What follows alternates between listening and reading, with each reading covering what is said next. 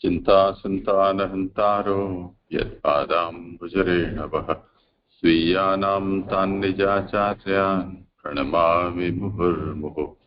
यदनुग्रहतो जन्तुः सर्वदुःखातिगो भवेत् तमहं सर्वदा वन्दे श्रीमत्पल्लवनन्दनम्। अज्ञानतिमिरान्धस्य ज्ञानाञ्जनशलाकया चक्षुरुन्मीलितं येन तस्मै श्रीगुरवे नमः। नमामि हृदये शेषे लीलाक्षीराब्धिशायिनम् लक्ष्मीसहस्रलीलाभिः सेव्यमानं कलानिधिम्। चतुर्भिश्च चतुर्भिश्च चतुर्भिश्च त्रिभिस्तथा षड्भिर्विराजते योऽसौ पञ्चदा हृदये मम।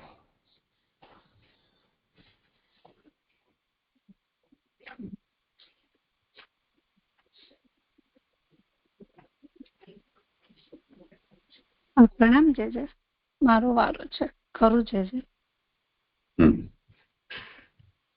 ભાગવતજી સ્કંદાર્થ આનંદરૂપ હરિની આનંદરૂપ લીલા. અત્યારે આપણે ત્રીજો સ્કંદ સર્ગ લીલા જોઈ રહ્યા છીએ. એમાં લૌકિક સર્ગ અને અલૌકિક સર્ગ એમ બંને મળીને 33 અધ્યાય છે. એમાં 1 થી 19 બંધ સૃષ્ટિ અને 20 થી 33 મુક્ત સૃષ્ટિનું વર્ણન છે.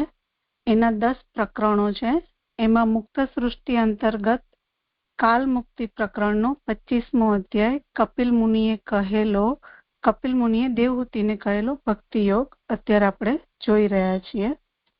હવે એમાં શ્લોકનું વિવરણ જોઈએ તો તેમાં પ્રથમ શ્લોકમાં શૌનકજીએ તત્વ સંખ્યા કહેનાર અજન્મા એવા કપિલજીના જન્મનો હેતુ કહે છે.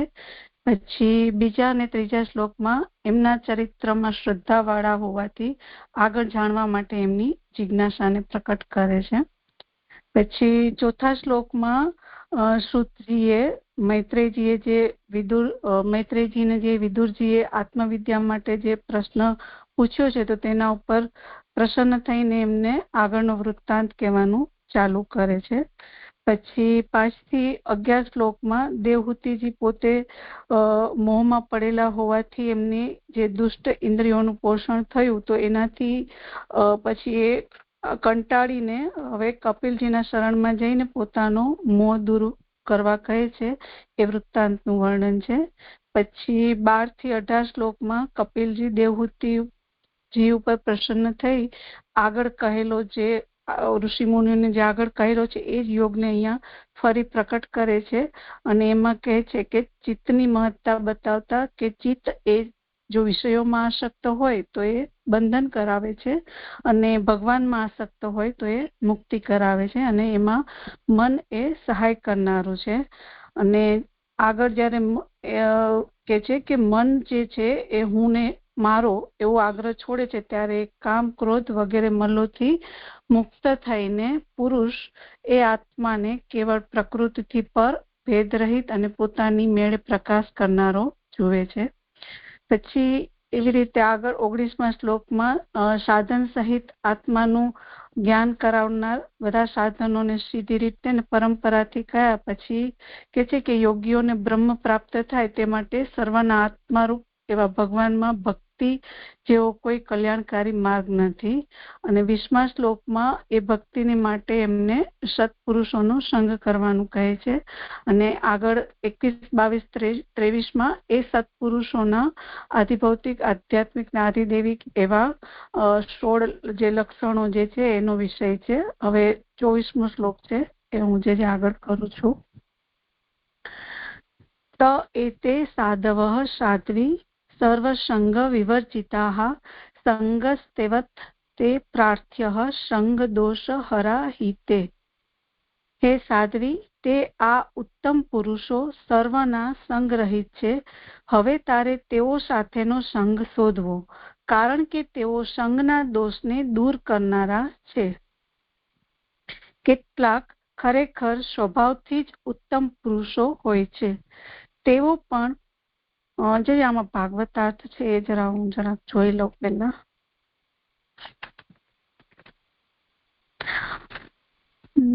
16મા પેજ ઉપર છે. બીજા પેરેગ્રાફમાં છે, છઠ્ઠી લાઈન છે કે સત્પુરુષોના સંગ વિના ભક્તિ કોઈ પણ સમયે થતી નથી. પોતાની મેળે ઉત્પન્ન થયેલી ભક્તિથી તેમજ બીજાની ભક્તિને જોઈને ઉત્પન્ન થયેલી ભક્તિથી પણ પુરુષાર્થની પ્રાપ્તિ થતી નથી.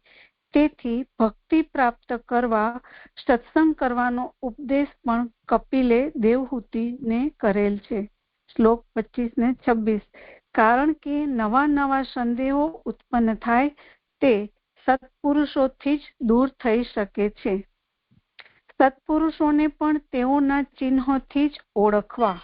લોકમાં સત્પુરુષ તરીકે પ્રસિદ્ધ હોય અથવા પોતાની જેમના ઉપર સત્પુરુષ તરીકે પ્રીતિ હોય તેઓને સત્પુરુષ ન માનવા, પરંતુ સત્પુરુષના ખાસ ચિહ્નોથી જ તેમને ઓળખવા.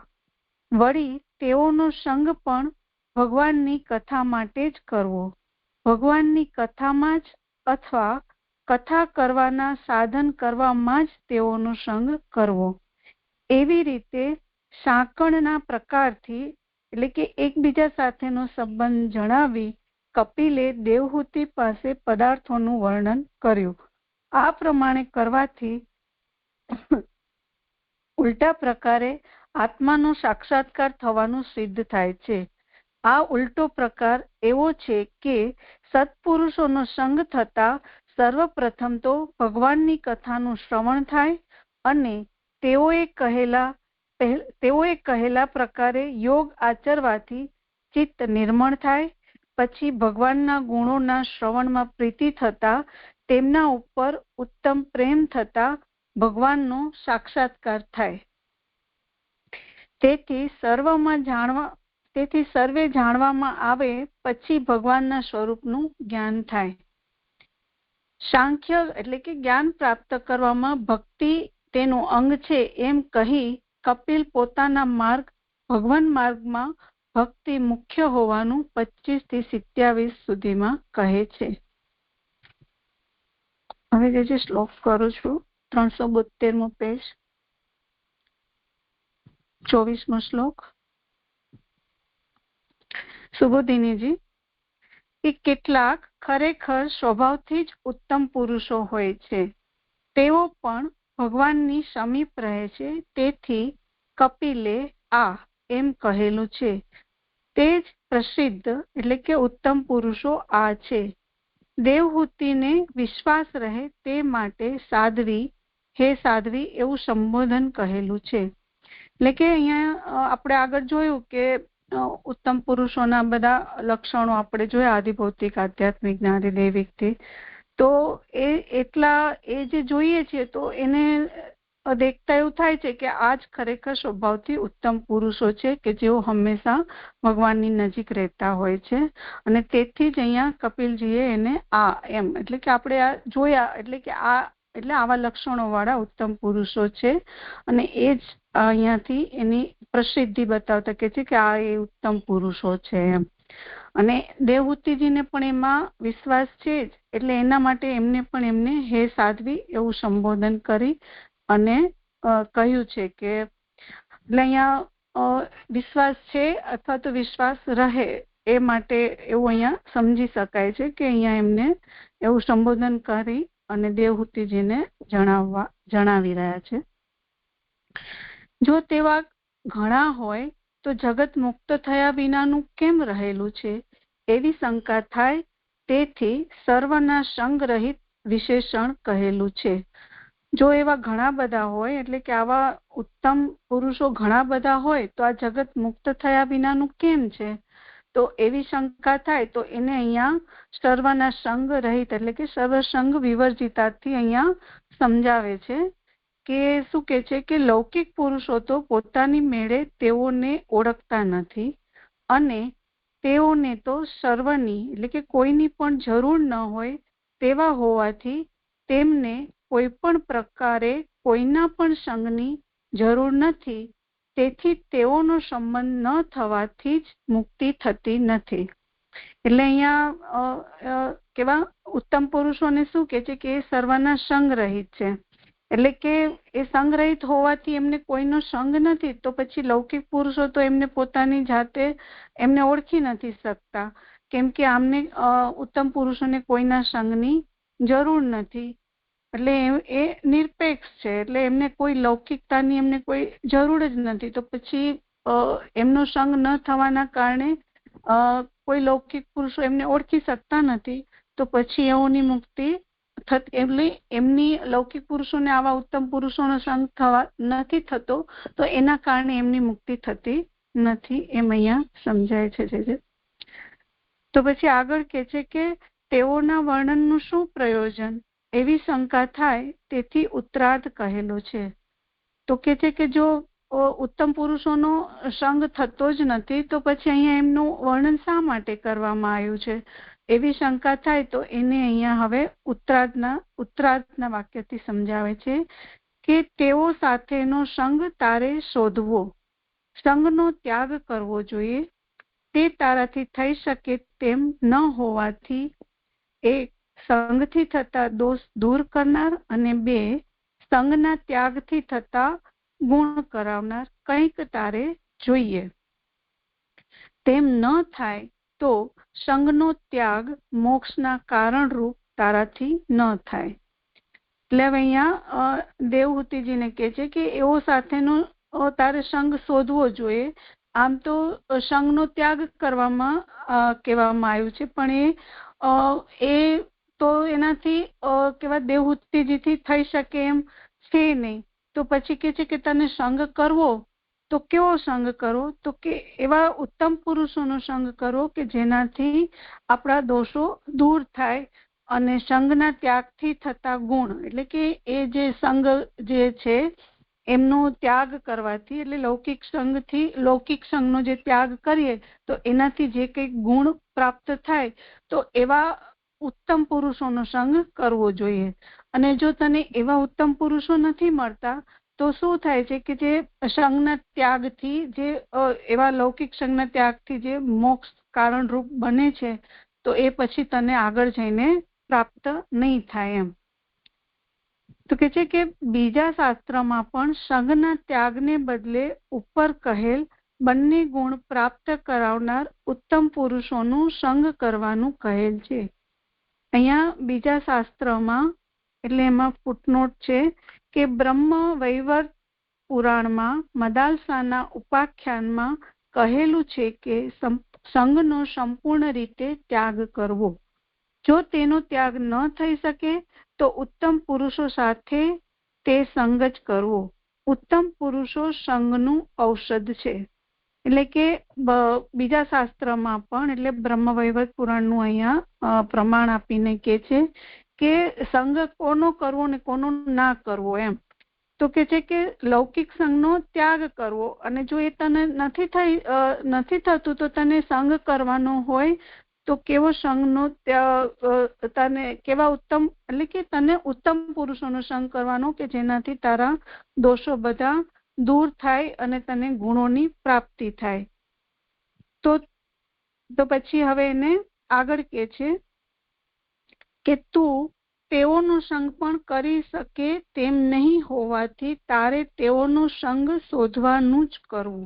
એટલે કે આવા લોકો પણ જલ્દી મળતા નથી એમ. આવા લોકોનો, ઉત્તમ પુરુષોનો સંગ પણ મળવો કઠિન, જલ્દીથી ના મળે, કઠિન છે.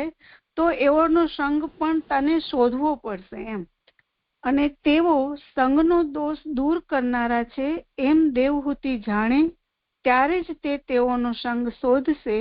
એવા વિચારથી તેઓના ગુણો તેવા હોવાનું કહેવા, સંગના દોષ દૂર કરવા એ તેઓનો કુદરતી ગુણ છે, એમ સંગના દોષ દૂર કરનારા વિશેષણથી કહેલું છે. એટલે કે છે કે આવા ઉત્તમ પુરુષો તને શોધવા પડશે, અને એ ઉત્તમ પુરુષો કેવા છે કે જે દોષને દૂર કરનારા છે. હવે આ બધું દેવહૂતિજી જાણે તો જ એ ઉત્તમ પુરુષોનો સંગ શોધશે એમ. તો એવો વિચાર કરીને અહીંયા એમને ઉત્તમ પુરુષોનો સંગ કરવા માટેનું કહેવામાં, કપિલજી દ્વારા એમને કહેવામાં આવી રહ્યું છે. તો એવા વિચારથી હવે અહીંયા એને સંગના દોષ દૂર કરનારા, એટલે કે સંગ દોષ હરાહા, સંગ દોષ હરા એટલે કે એના એ વિશેષણથી અહીંયા એમને સમજાવે છે કે એ કેવા છે, એમ એ ઉત્તમ પુરુષો કેવા છે એમનો સંગ કરીએ તો એમનામાં કુદરતી જ ગુણ છે, એ એમનો કુદરતી જ ગુણ છે સજ્જન પુરુષોનો કે એ સંગમાં રહે છે તો આપણા દોષો દૂર થાય છે એમ. તો અહીંયા જે સત્પુરુષોનો જે આગળના જે 22મા શ્લોકમાં પણ એક કુદરતી ગુણ જે કહ્યું હતું એ અહીંયા આ બતાવવામાં આવી રહ્યો છે કે સંગના દોષ દૂર કરનારા છે. કારણ કે સંગ કામને ઉત્પન્ન કરે છે, કામ વગેરે દોષો સંગથી ઉત્પન્ન થાય છે અને દોષોને ઉત્તમ પુરુષો દૂર કરે છે. તે અર્થ હી એટલે કે કારણ કે શબ્દથી કહેલ છે. એટલે કે હવે અહીંયા સંગના દોષ દૂર કરનારા એ વિશેષણથી અહીંયા સમજાવે છે કે એ સંગ કેવો છે, એટલે કે લૌકિક સંગ કેવો હોય છે કે કામને ઉત્પન્ન કરે છે ને કામ વગેરે એ બધા દોષો સંગથી ઉત્પન્ન થાય છે અને આ બધા જે ઉત્તમ પુરુષો જે છે એ શું કરે છે તો કે એ આવા દોષોને દૂર કરે છે અને એ અહીંયા હી શબ્દથી અહીંયા કહેવામાં આવ્યું છે જે મૂળમાં છે. તેઓની તેવી શક્તિ તે વિશેષણથી કહેલી છે કારણ કે તે ભગવદીઓ પ્રસિદ્ધ છે. એટલે કે ઉત્તમ પુરુષોમાં આવી દોષ દૂર કરવાની જે શક્તિ રહેલી છે તે અહીંયા તે વિશેષણથી સમજાવ્યું છે અને આ જે ભગવદીઓ જે છે એ પ્રસિદ્ધ છે કેમ કે સંગના દોષને દૂર કરી રહ્યા છે એટલા માટે એ ભગવદીઓ તરીકે પ્રસિદ્ધ છે. અહીંયા આ શ્લોક પૂરો થયો છે. હા, કઈ હોય વિચારની? આ જે શંકા પહેલા પેરેગ્રાફમાં ઉઠાવીને કે દેવહૂતિનો વિશ્વાસ રહે તે માટે હે સાધુ એવું સંબોધન, એના પછી જો તેવા ઘણા હોય તો જગત મુક્ત થયા વિનાનું કેમ રહેલું છે? તો જગત મુક્ત થયા વિનાનું એટલે કારણ કે આવા ઘણા કરીને પણ આખું જગત તો આવા ભક્ત રૂપે નથી હોતું ને, તો આ શંકા કઈ રીતે ઉઠાવી અને એના સાથેનું સમાધાન છે બહુ સારી. હા, કરો સમાધાન. એટલે કે આવા તો જગતમાં સજ્જન પુરુષો ઘણા બધા છે અને એ ઘણા બધા હોય તો એવાનો જો બધાને સંગ થશે તો પછી બધાની મુક્તિ થઈ જશે. બધાના સૌથી પ્રથમ તો દોષ જ દૂર થશે. તો એ સૌથી પહેલી ભગવાનને પ્રાપ્ત થવા માટેનું પેલું પગથિયું છે એમ. પહેલા દોષ દૂર થશે તો એ આગળ વધશે એમ.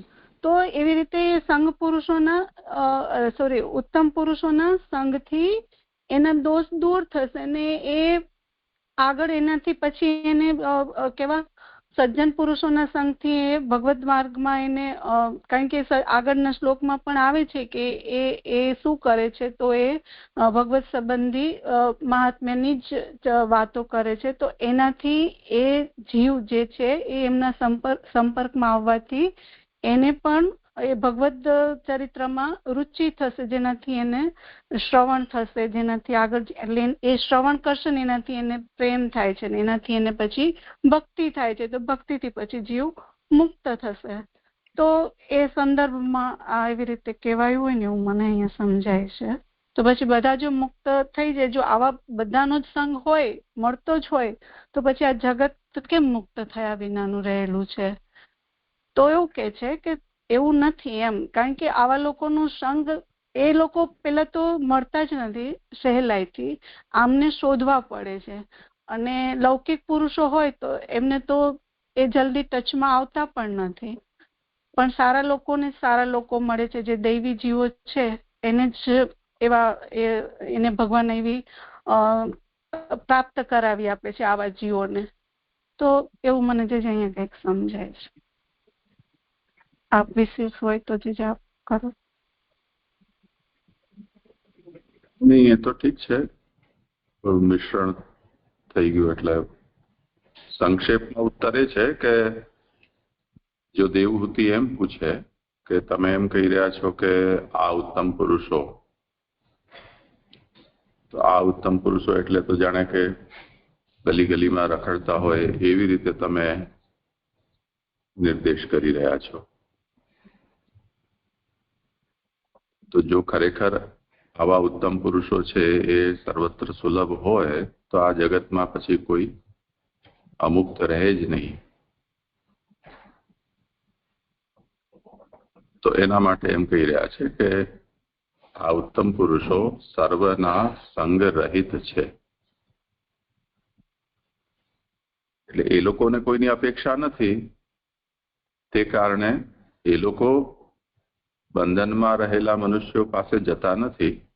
પણ જો બંધનમાં પડેલો મનુષ્ય એમની પાસે જાય તો એનો ઉદ્ધાર થઈ શકે.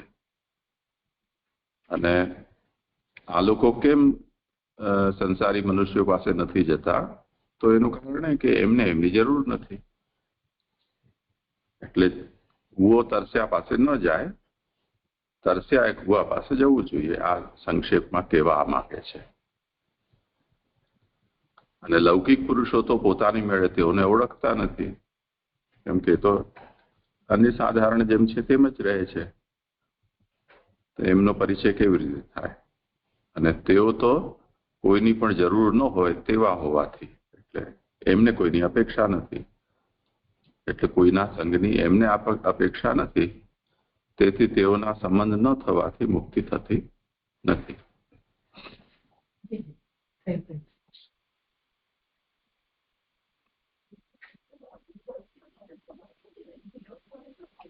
કરો આગળ.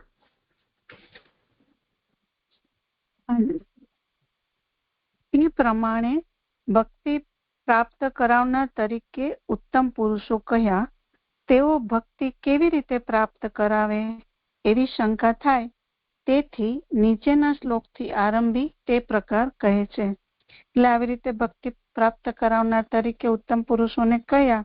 હવે એ ભક્તિ કેવી રીતે પ્રાપ્ત કરાવે છે, હવે એનું વર્ણન આ 25-26 શ્લોકથી આવી રહ્યું છે. એમાં તે પ્રકાર કહે છે. એમાં 1 નંબરની ફૂટનોટ છે કે 25 થી 27 સુધીના 3 શ્લોકોથી કહે છે. સતામ પ્રસંગાન મમ વીર્ય સંવિદો ભવંતિ રત્કર્ણ રસાયનાઃ કથાઃ તજ્જોષણા દાશ્વપ વર્ગ વર્તમની શ્રદ્ધા રતિ ભક્તિર અનુક્રમિષ્યતિ ભક્ત્યા પુમાન જાત વિરાગ ઐનેન્દ્રિયાદ દ્રષ્ટશ્રુતાન રચના અનુચિંતયા ચિત્તસ્ય યત્તો ગ્રહણે યોગયુક્તો યતિષ્યતે રુજુર્ભિયોગ માર્ગેહી.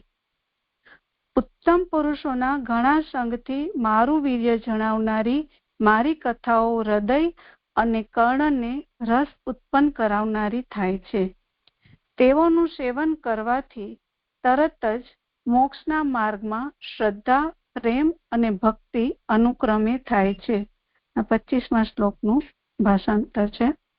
પછી 26મા શ્લોકનું જોયેલા અને શ્રવણ કરેલા ઇન્દ્રિયના વિષયોમાં ભક્તિથી જેને વૈરાગ્ય ઉત્પન્ન થયેલો છે તેવો પુરુષ મારી કૃતિના ચિંતનથી સાવધાન થઈ યોગ આચરનારો થઈ યોગના માર્ગોથી ચિત્તને વશ કરવા પ્રયત્ન કરે છે.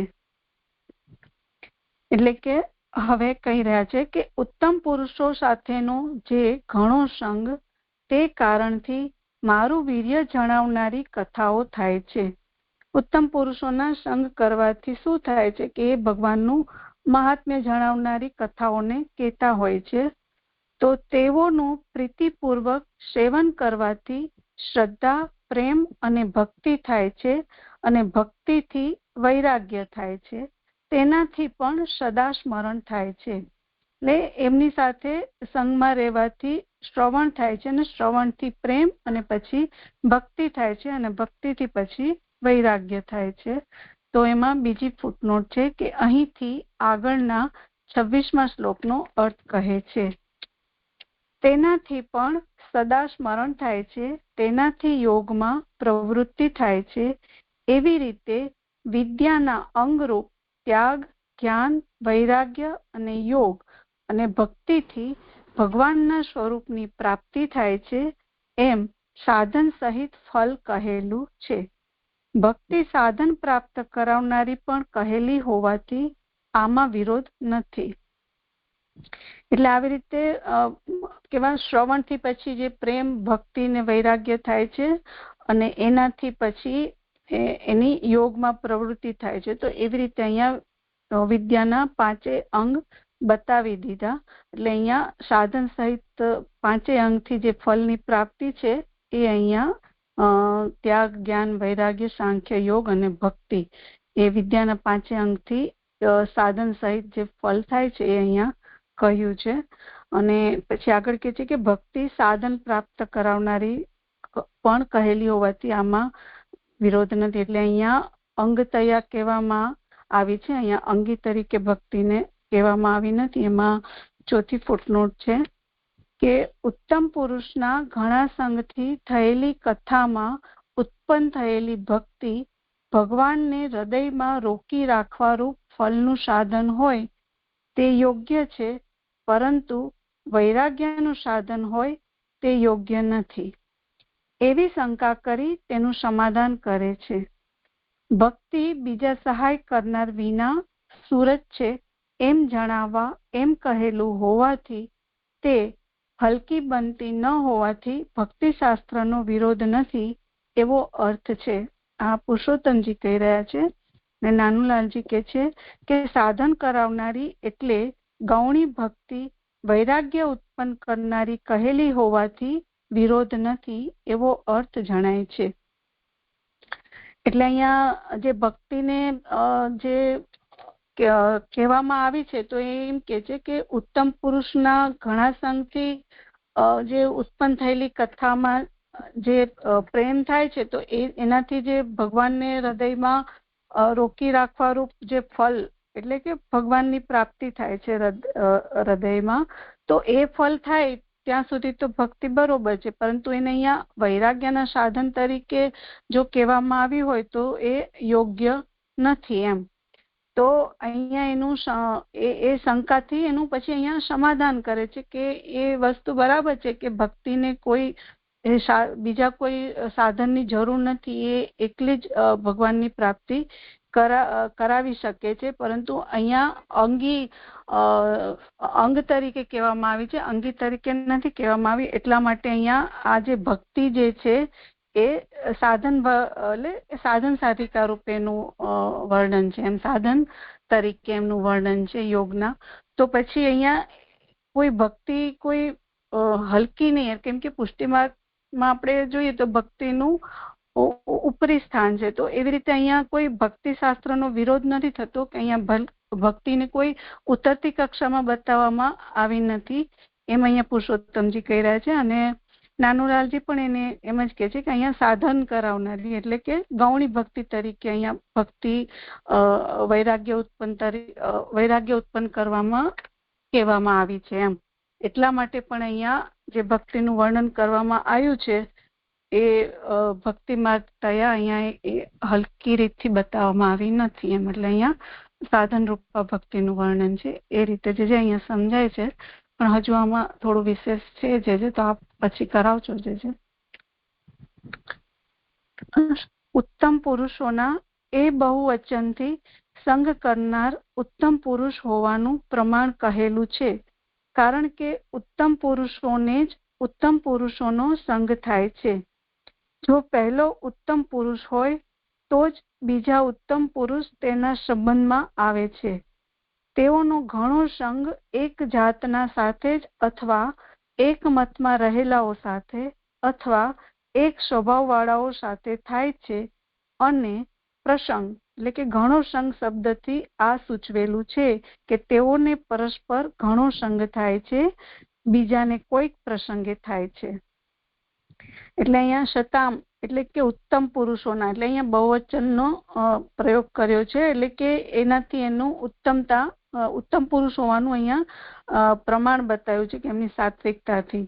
અને એમના એ જે ઉત્તમ પુરુષો છે તો એમને સંગ પણ એવા ઉત્તમ પુરુષોનો જ થાય છે.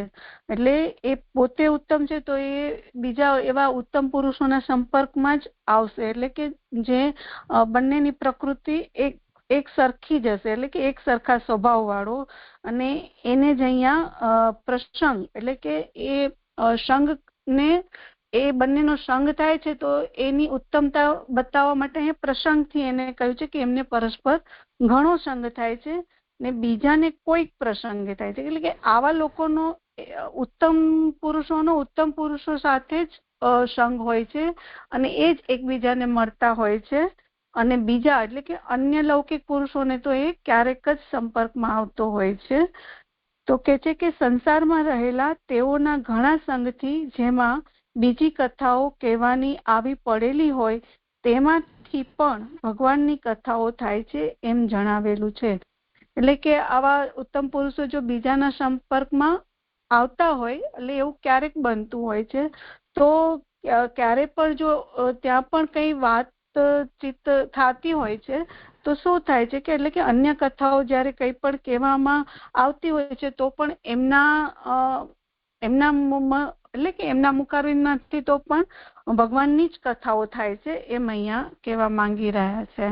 એટલે કે ઉત્તમ પુરુષો હોવાથી એમનામાં ઉત્તમતા એવી રહેલી જ છે કે એમને ક્યારે જો લૌકિક પ્રસંગે પણ કંઈ જવાનું થાય કે કોઈને મળવાનું થશે કે બોલવાનું થશે તો પણ એમની જે ચર્ચા હશે એમાં ભગવત કે વૈદિક જ્ઞાન સંબંધી કે જ્ઞાન સંબંધી ચર્ચાઓ જ મુખ્ય રહેતી હોય છે.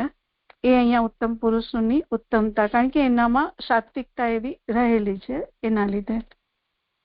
જોકે ભગવાનની કથાઓ સર્વ સ્થળે થાય છે છતાં પણ તે ભગવાનનું પરાક્રમ જણાવનારી હોતી નથી. તે કથા કહેનારાઓના મુખમાંથી ભગવાનનું લૌકિક સામર્થ્ય બહાર નીકળે છે, પણ ઉત્તમ પુરુષોના જ પ્રસંગથી ભગવાનનું પરાક્રમ જણાવનારી કથાઓ થાય છે.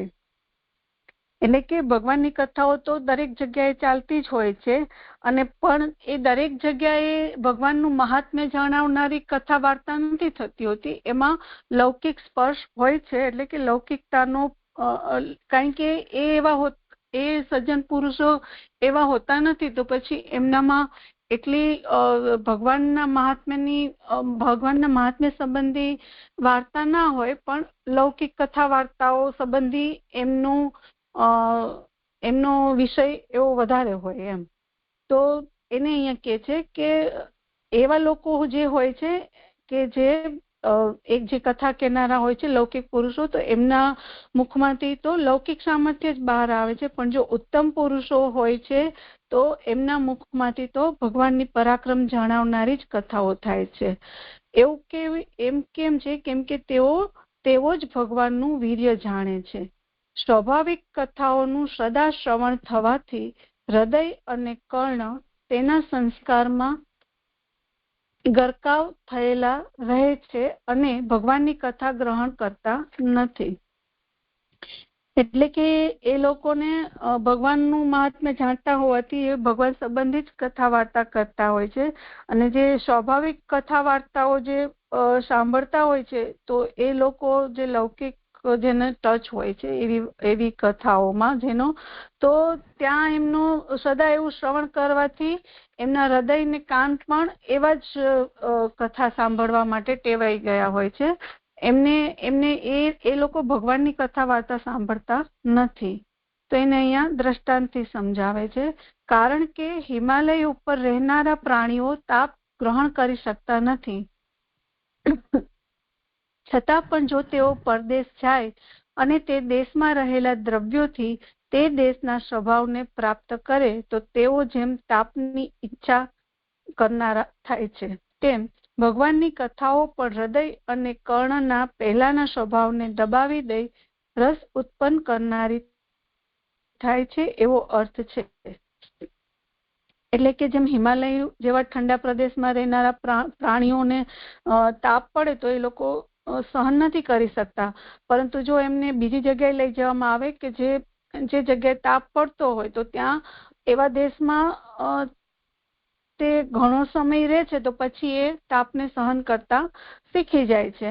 એમ ભગવાનની કથાઓનું જો એ મહાત્મ્ય જે જીવ સાંભળશે તો એ પણ જો એવા સજ્જન પુરુષોના સંપર્કમાં આવવાથી જો એને પણ એવી ભગવત વાર્તા સાંભળવા મળશે તો એને પણ શું થશે કે આગળ જઈને એમનો જે લૌકિક સ્વભાવ છે એને દબાવી દઈ અને ભગવત મહાત્મ્ય સંબંધી એનો રસ ઉત્પન્ન થશે એવો અહીંયા અર્થ છે. એવો અર્થ અહીંયા જે સમજાય છે. પહેલા શ્રવણ કરેલી તે કથાઓ હૃદયમાં રસ ઉત્પન્ન કરે છે અને વારંવાર શ્રવણ કરેલી કર્ણોને રસ ઉત્પન્ન કરે છે. એટલે કે એ જે પહેલા જે શ્રવણ કરેલી જે કથાઓ છે એ હૃદયમાં રસ ઉત્પન્ન કરે છે અને પછી ધીમે ધીમે એનો વધારે સંપર્કમાં રહેવાથી એને એના કર્ણોમાં પણ એનો રસ ઉત્પન્ન, એટલે એને વધારે ને વધારે એ કથાઓ સાંભળવી ગમે છે. જેમ કામમાં આસક્ત રહેનારનું ચક્ષુ કામિનીમાં રસ વાળું હોય, બલથી પાછું વાળવા છતાં પાછું વળતું નથી, પરંતુ તેના દર્શન કરવાની ઈચ્છા જ સદા તેને રહે છે, તેવી રીતે ભગવાનની કથા જ બલથી પણ પોતાની અંદર રોકી રાખે છે અને શ્રવણ કરવાની ઈચ્છા પણ સદા કરે છે, એવો અર્થ છે. એટલે જેમ કામી વ્યક્તિ હોય તો એનું મન કોઈ એના કામના વાળા પદાર્થોમાં અથવા તો એ વ્યક્તિમાં હોય તો પછી એમાં એ આસક્ત થઈ ગયો હોય તો એને પાછું વાળવા માંગતો હોય તો પણ એ પાછું વળી નથી શકતો. એવી જ રીતે ભગવાનની કથા પણ એવી જ રીતે જો જે જીવમાં આસક્ત થઈ જાય છે તો એ પછી બલથી પણ નીકળવા માંગે તો પણ એને ભગવાનની કથા એને એની અંદર રોકી રાખે છે એમ. એટલે એને પછી સદા જ એનું મન જે છે એ ભગવાનની શ્રવણ કીર્તન, ભગવાનના મહાત્મ્ય સંબંધી શ્રવણ કીર્તન કરવા ઈચ્છા કરે છે અને શ્રવણ કરવાની ઈચ્છા પણ સદા કરે છે, એવો અર્થ છે. તેથી તેઓનું શ્રવણ પ્રેમથી થાય છે. વારંવાર શ્રવણ થવાથી પ્રેમ ઉત્પન્ન થાય છે. ત્યારે લોકમાંથી પાછું ફરેલું મન પાપ રહિત થઈ સત્પુરુષોના માર્ગમાં પ્રવેશ કરે છે. પછી તરત જ સર્વલોકના ત્યાગરૂપ મોક્ષ કહેવાતા આત્મામાં અથવા ભગવાનમાં અથવા તેમના માર્ગમાં આરંભમાં આસ્તિકપણાની બુદ્ધિ થાય છે.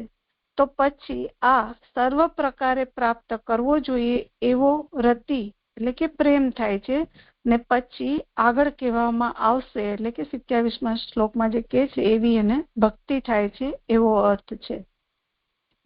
એટલે આ રીતે એને વારંવાર ભગવદ મહાત્મ્યનું શ્રવણ કીર્તન કરવાથી એને ભગવદ માર્ગમાં રુચિ થાય છે અને પછી એને અહીંયા જે એનું મન જે છે એ લૌકિકમાંથી પાછું ફરે છે અને આવા સારા માર્ગમાં પ્રવેશ કરે છે અને જેનાથી એને મોક્ષરૂપ કહેવાતા આત્મામાં અથવા તો ભગવદ માર્ગમાં એની બુદ્ધિ થાય છે, એટલે કે એની બુદ્ધિ થાય છે ને એ બુદ્ધિથી પછી એને આગળ જઈને એ બુદ્ધિ એમાં સતત રહેવાથી એને એમાં પ્રેમ થાય છે અને પછી એને એનાથી ભક્તિ થાય છે, એવું અહીંયા કહી રહ્યા છે.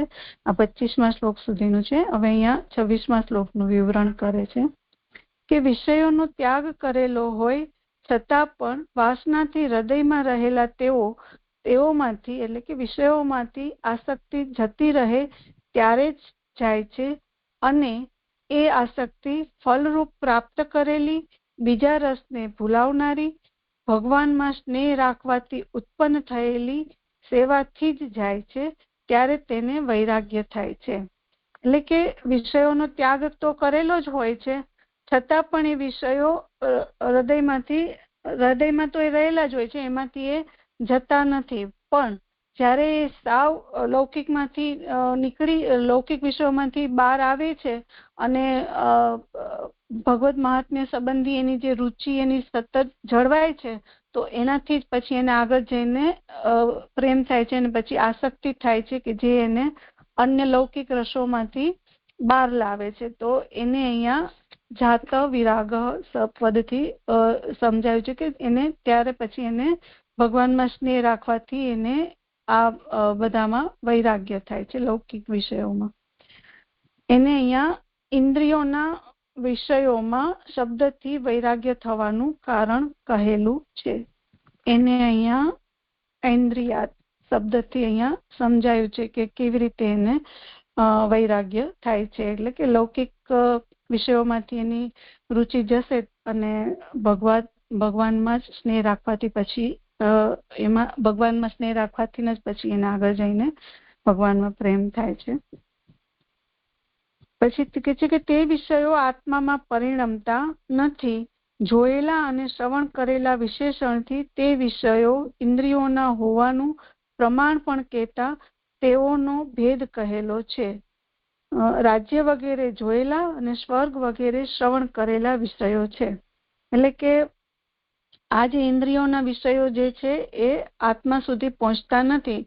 અને એ ઇન્દ્રિયોના વિષયો કેવા છે તો કે છે કે રાજ્ય વગેરે જોયેલા, એટલે કે આ બધા જે લૌકિક વિષયો છે, અને સ્વર્ગ વગેરે જે છે એ બધા પારલૌકિક વિષયો છે, તો જેને શ્રવણ કરેલા છે. તો એ વિષયોથી પછી એ ઉપર ઉઠી આવે છે.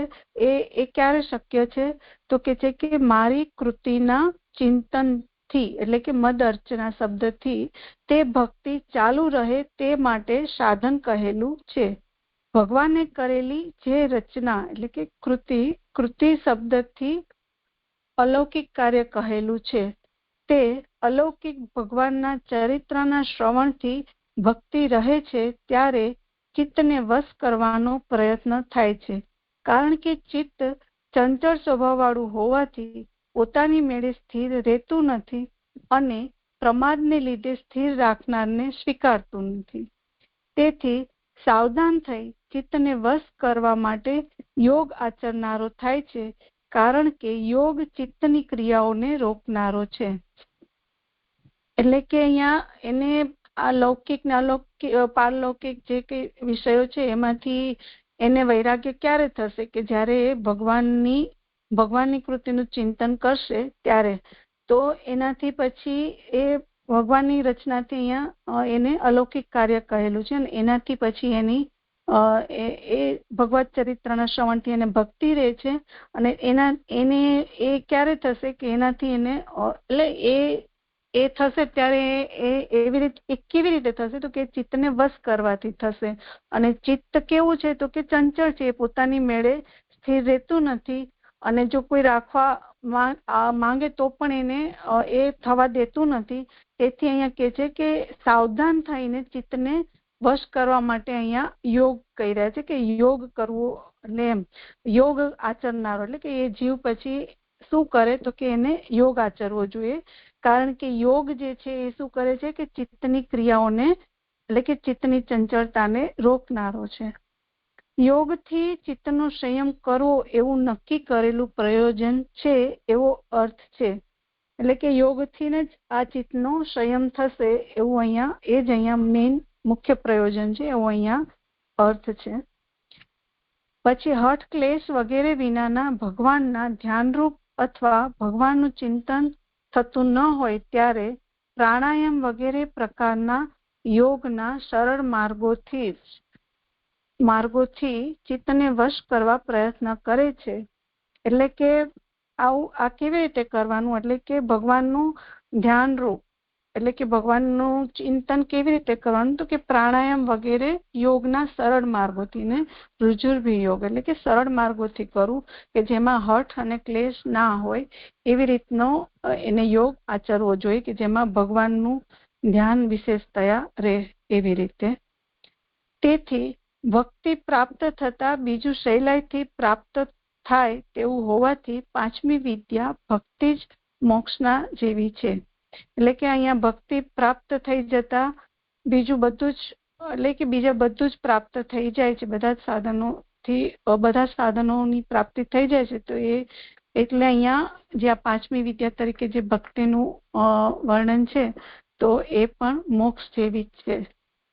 એમ જે અહીંયા આટલું સમજાય છે જે પણ જે હજી આ ચોથી ફૂટનોટ છે ને એમાં જે વિશેષ આપ કંઈક જણાવો એવું વિનંતી છે.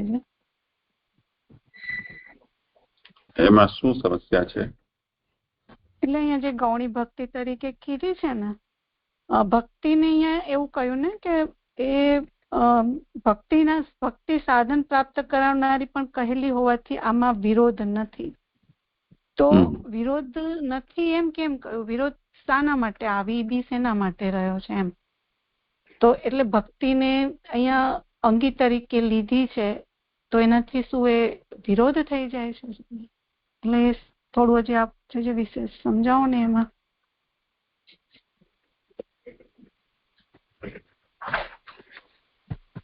કોઈને કરવું હોય સમાધાન તો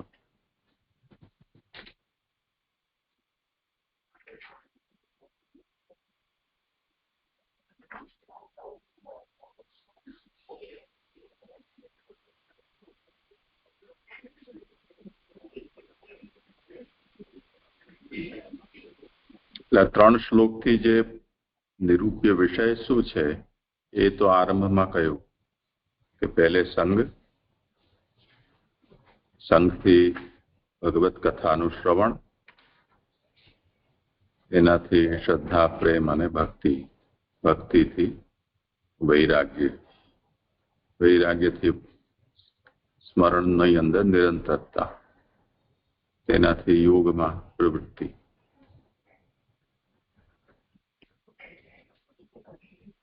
આ પ્રક્રિયા આખી બતાવી. પછી આ 3 શ્લોકનો જે અર્થ છે એનો અહીંયા નિષ્કર્ષ આપ્યો કે એવી રીતે વિદ્યાના અંગરૂપ ત્યાગ, ધ્યાન, વૈરાગ્ય અને યોગ અને ભક્તિથી ભગવાનના સ્વરૂપની પ્રાપ્તિ થાય છે એમ ફલ કહ્યું.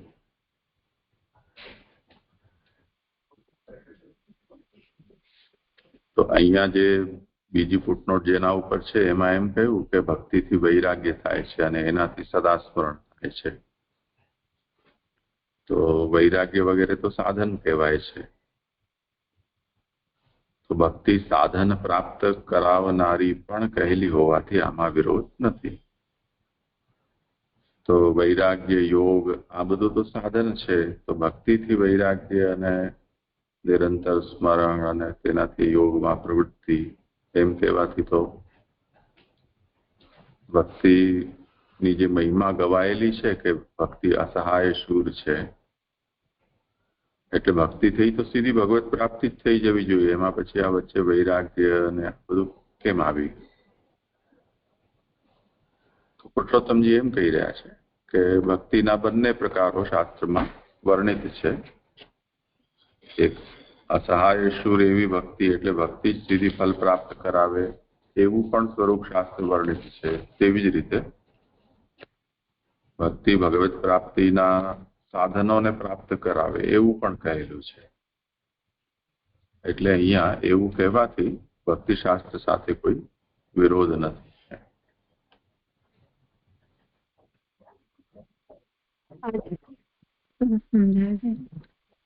અહીંયા મારા શ્લોક પૂરા થયા છે. પ્રણામ છે. થોડુંક પૂછવું હતું, અહીંયા ભક્તિનું સ્વરૂપ હજી પણ સ્પષ્ટ નથી થતું કે અહીંયા કહેલી ભક્તિનું સ્વરૂપ શું છે. કે સાંગોપાંગ એમ શ્રવણાદિ પણ નથી પૂરા રીતે, અર્ચન વગેરે નવધાત જે શાસ્ત્રીય પ્રકાર છે તે પ્રકારની પણ નથી. અમુક અંગ અહીંયા જણાવે છે. શ્રવણ, મુખ્યત્વે શ્રવણ જ કહ્યું છે, ચરિત્રનું શ્રવણ. પ્રેમ લક્ષણા ભક્તિ પણ અહીંયા એમ પ્રેમ ઉત્પન્ન થાય એવું પણ, ભગવત પ્રેમ થાય એવું પણ અહીંયા સમજાયું નહીં.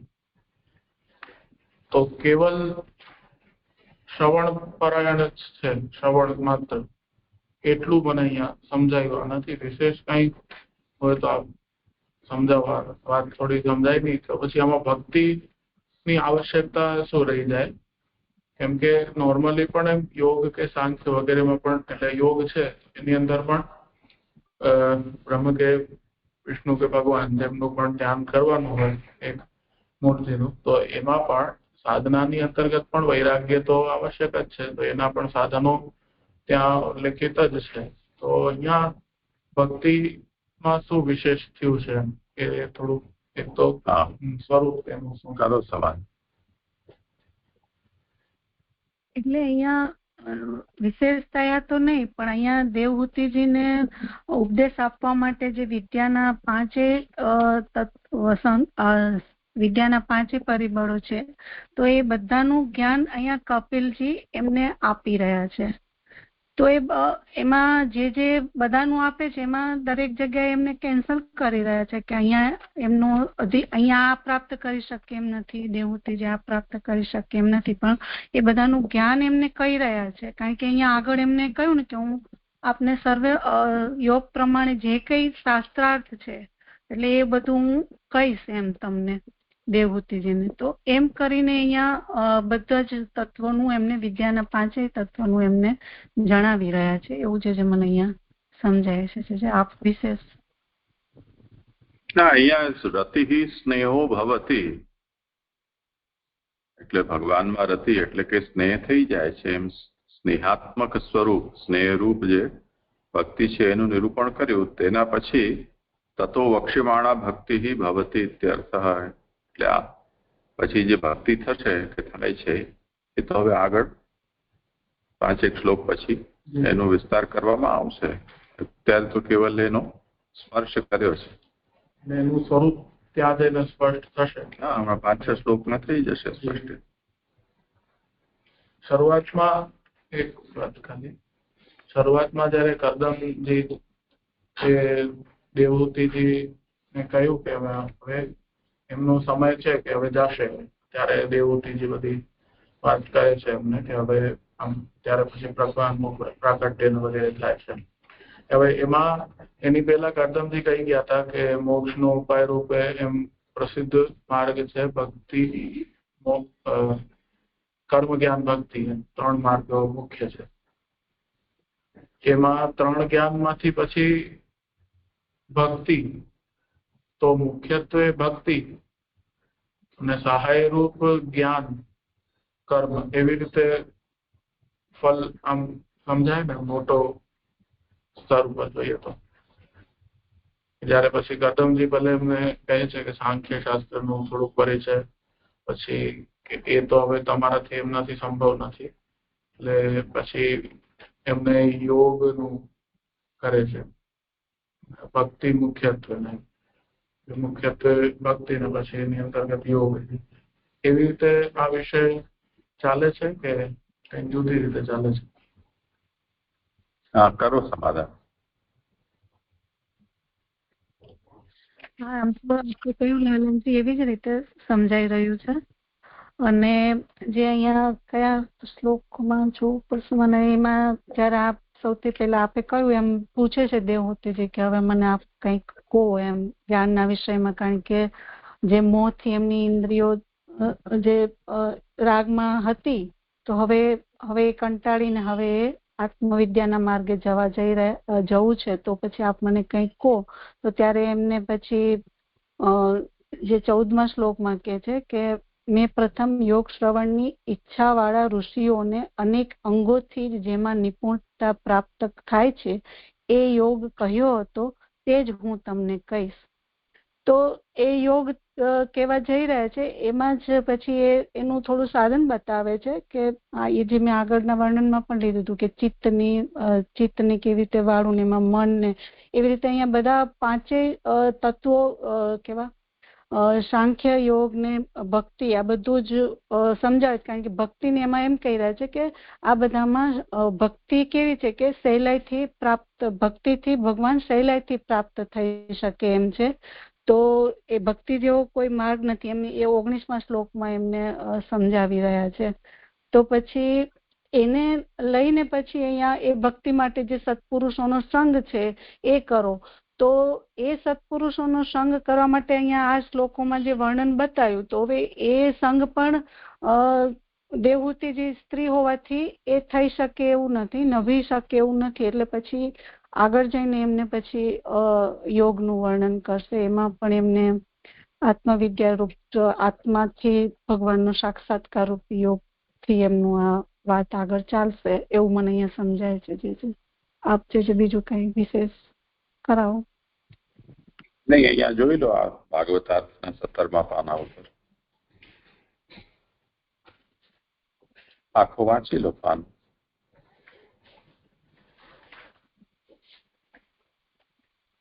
સાંખ્ય જ્ઞાન પ્રાપ્ત કરવામાં ભક્તિ તેનું અંગ છે એમ કહીને કપિલ પોતાના માર્ગ ભગવાન માર્ગમાં ભક્તિ મુખ્ય હોવાનું શ્લોક 25 થી 27 કહે છે. દેવહૂતિએ જાણ્યું કે સત્પુરુષોની ભક્તિથી જ સર્વ પુરુષાર્થો સિદ્ધ થાય છે એમ કપિલે કહ્યું, અને મને તો પ્રસંગને લીધે જ તેમણે ભક્તિ કરવાનું કહ્યું. તેથી દેવહૂતિએ સત્પુરુષોનો સંગ કરવાનો પ્રયાસ ન કર્યો. અને વિશેષ પ્રશ્ન શ્લોક 28 થી 30 એવા પ્રયોજનથી કર્યા કે મને ભક્તિ અથવા યોગ જે કરવાનું કહે છે તે હું કરીશ. માત્ર વેદ સર્વ પદાર્થોનું સામાન્ય રીતે નિરૂપણ કરે છે. બીજાઓ તો પ્રશ્ન કરનારના અધિકાર પ્રમાણે તે કહે છે. તેથી તેણે 28 થી 29 શ્લોકથી ફરીથી યોગ અને ભક્તિ એ બે સંબંધી પ્રશ્ન કર્યા. આ પ્રશ્નો તેણે શ્રદ્ધાથી અને ભક્તિથી કર્યા. તેથી કપિલ તેના ઉપર પ્રસન્ન થયા, કારણ કે તે ભક્તિથી પ્રશ્ન કર્યા એટલે પોતે પુત્ર હોવાની સ્થિતિ ન રહી, તેથી પ્રસન્ન થઈ. તેમણે ભક્તિનો અને જ્ઞાનનો ઉપદેશ કરવાનો નિશ્ચય કર્યો. અને પ્રથમ ભક્તિ, બીજું આત્મા અને અનાત્મા જડ પદાર્થનો ભેદ, 3 જ્ઞાન અને ચોથું યોગ એ 4 પદાર્થોનો બોધ કર્યો.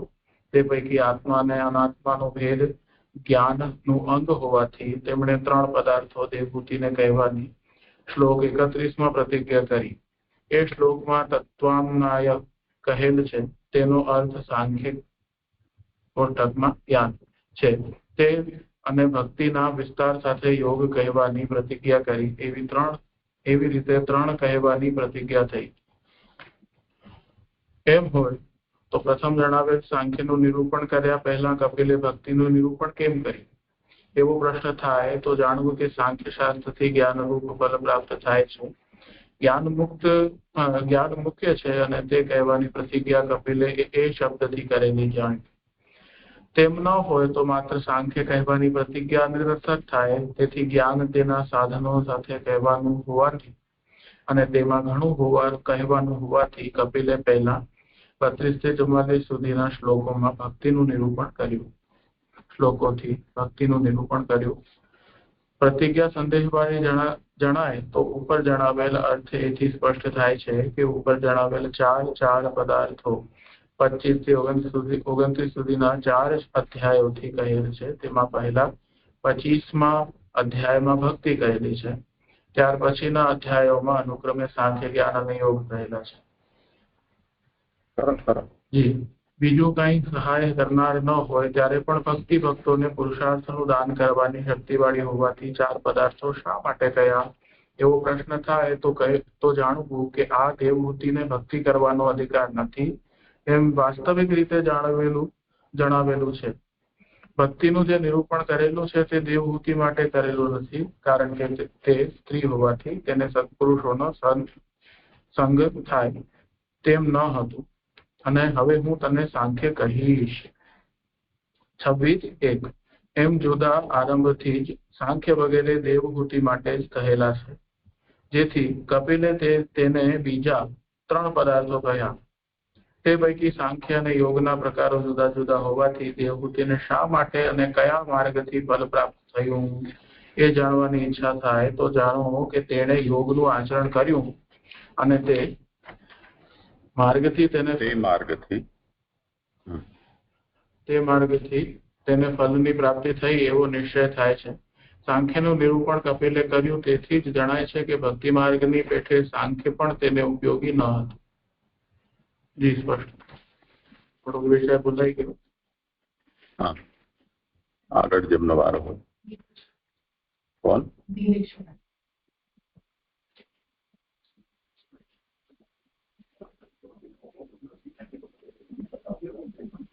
હા જી, પ્રણામ. જે પ્રથમવાર કરું છું, કંઈ ભૂલ થયો તો ક્ષમા. અને ભાગવતાર્થ મારે વાંચવાનું હતો. મારા શ્લોક 27 થી 30 છે, પણ હમણાં જ આપશ્રીએ વાંચ્યું તો હવે એ લેતો નથી અને શ્લોકનો પારાયણ કરું છું.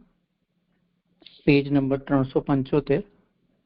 પ્રકૃતિના ગુણોનો સેવન ન કરવાથી, વૈરાગ્યથી વિકાસ પામેલા જ્ઞાનથી, યોગથી અને મને અર્પણ કરેલી ભક્તિથી આ મને અંદરના આત્માને અહીં જ પ્રાપ્ત કરે છે.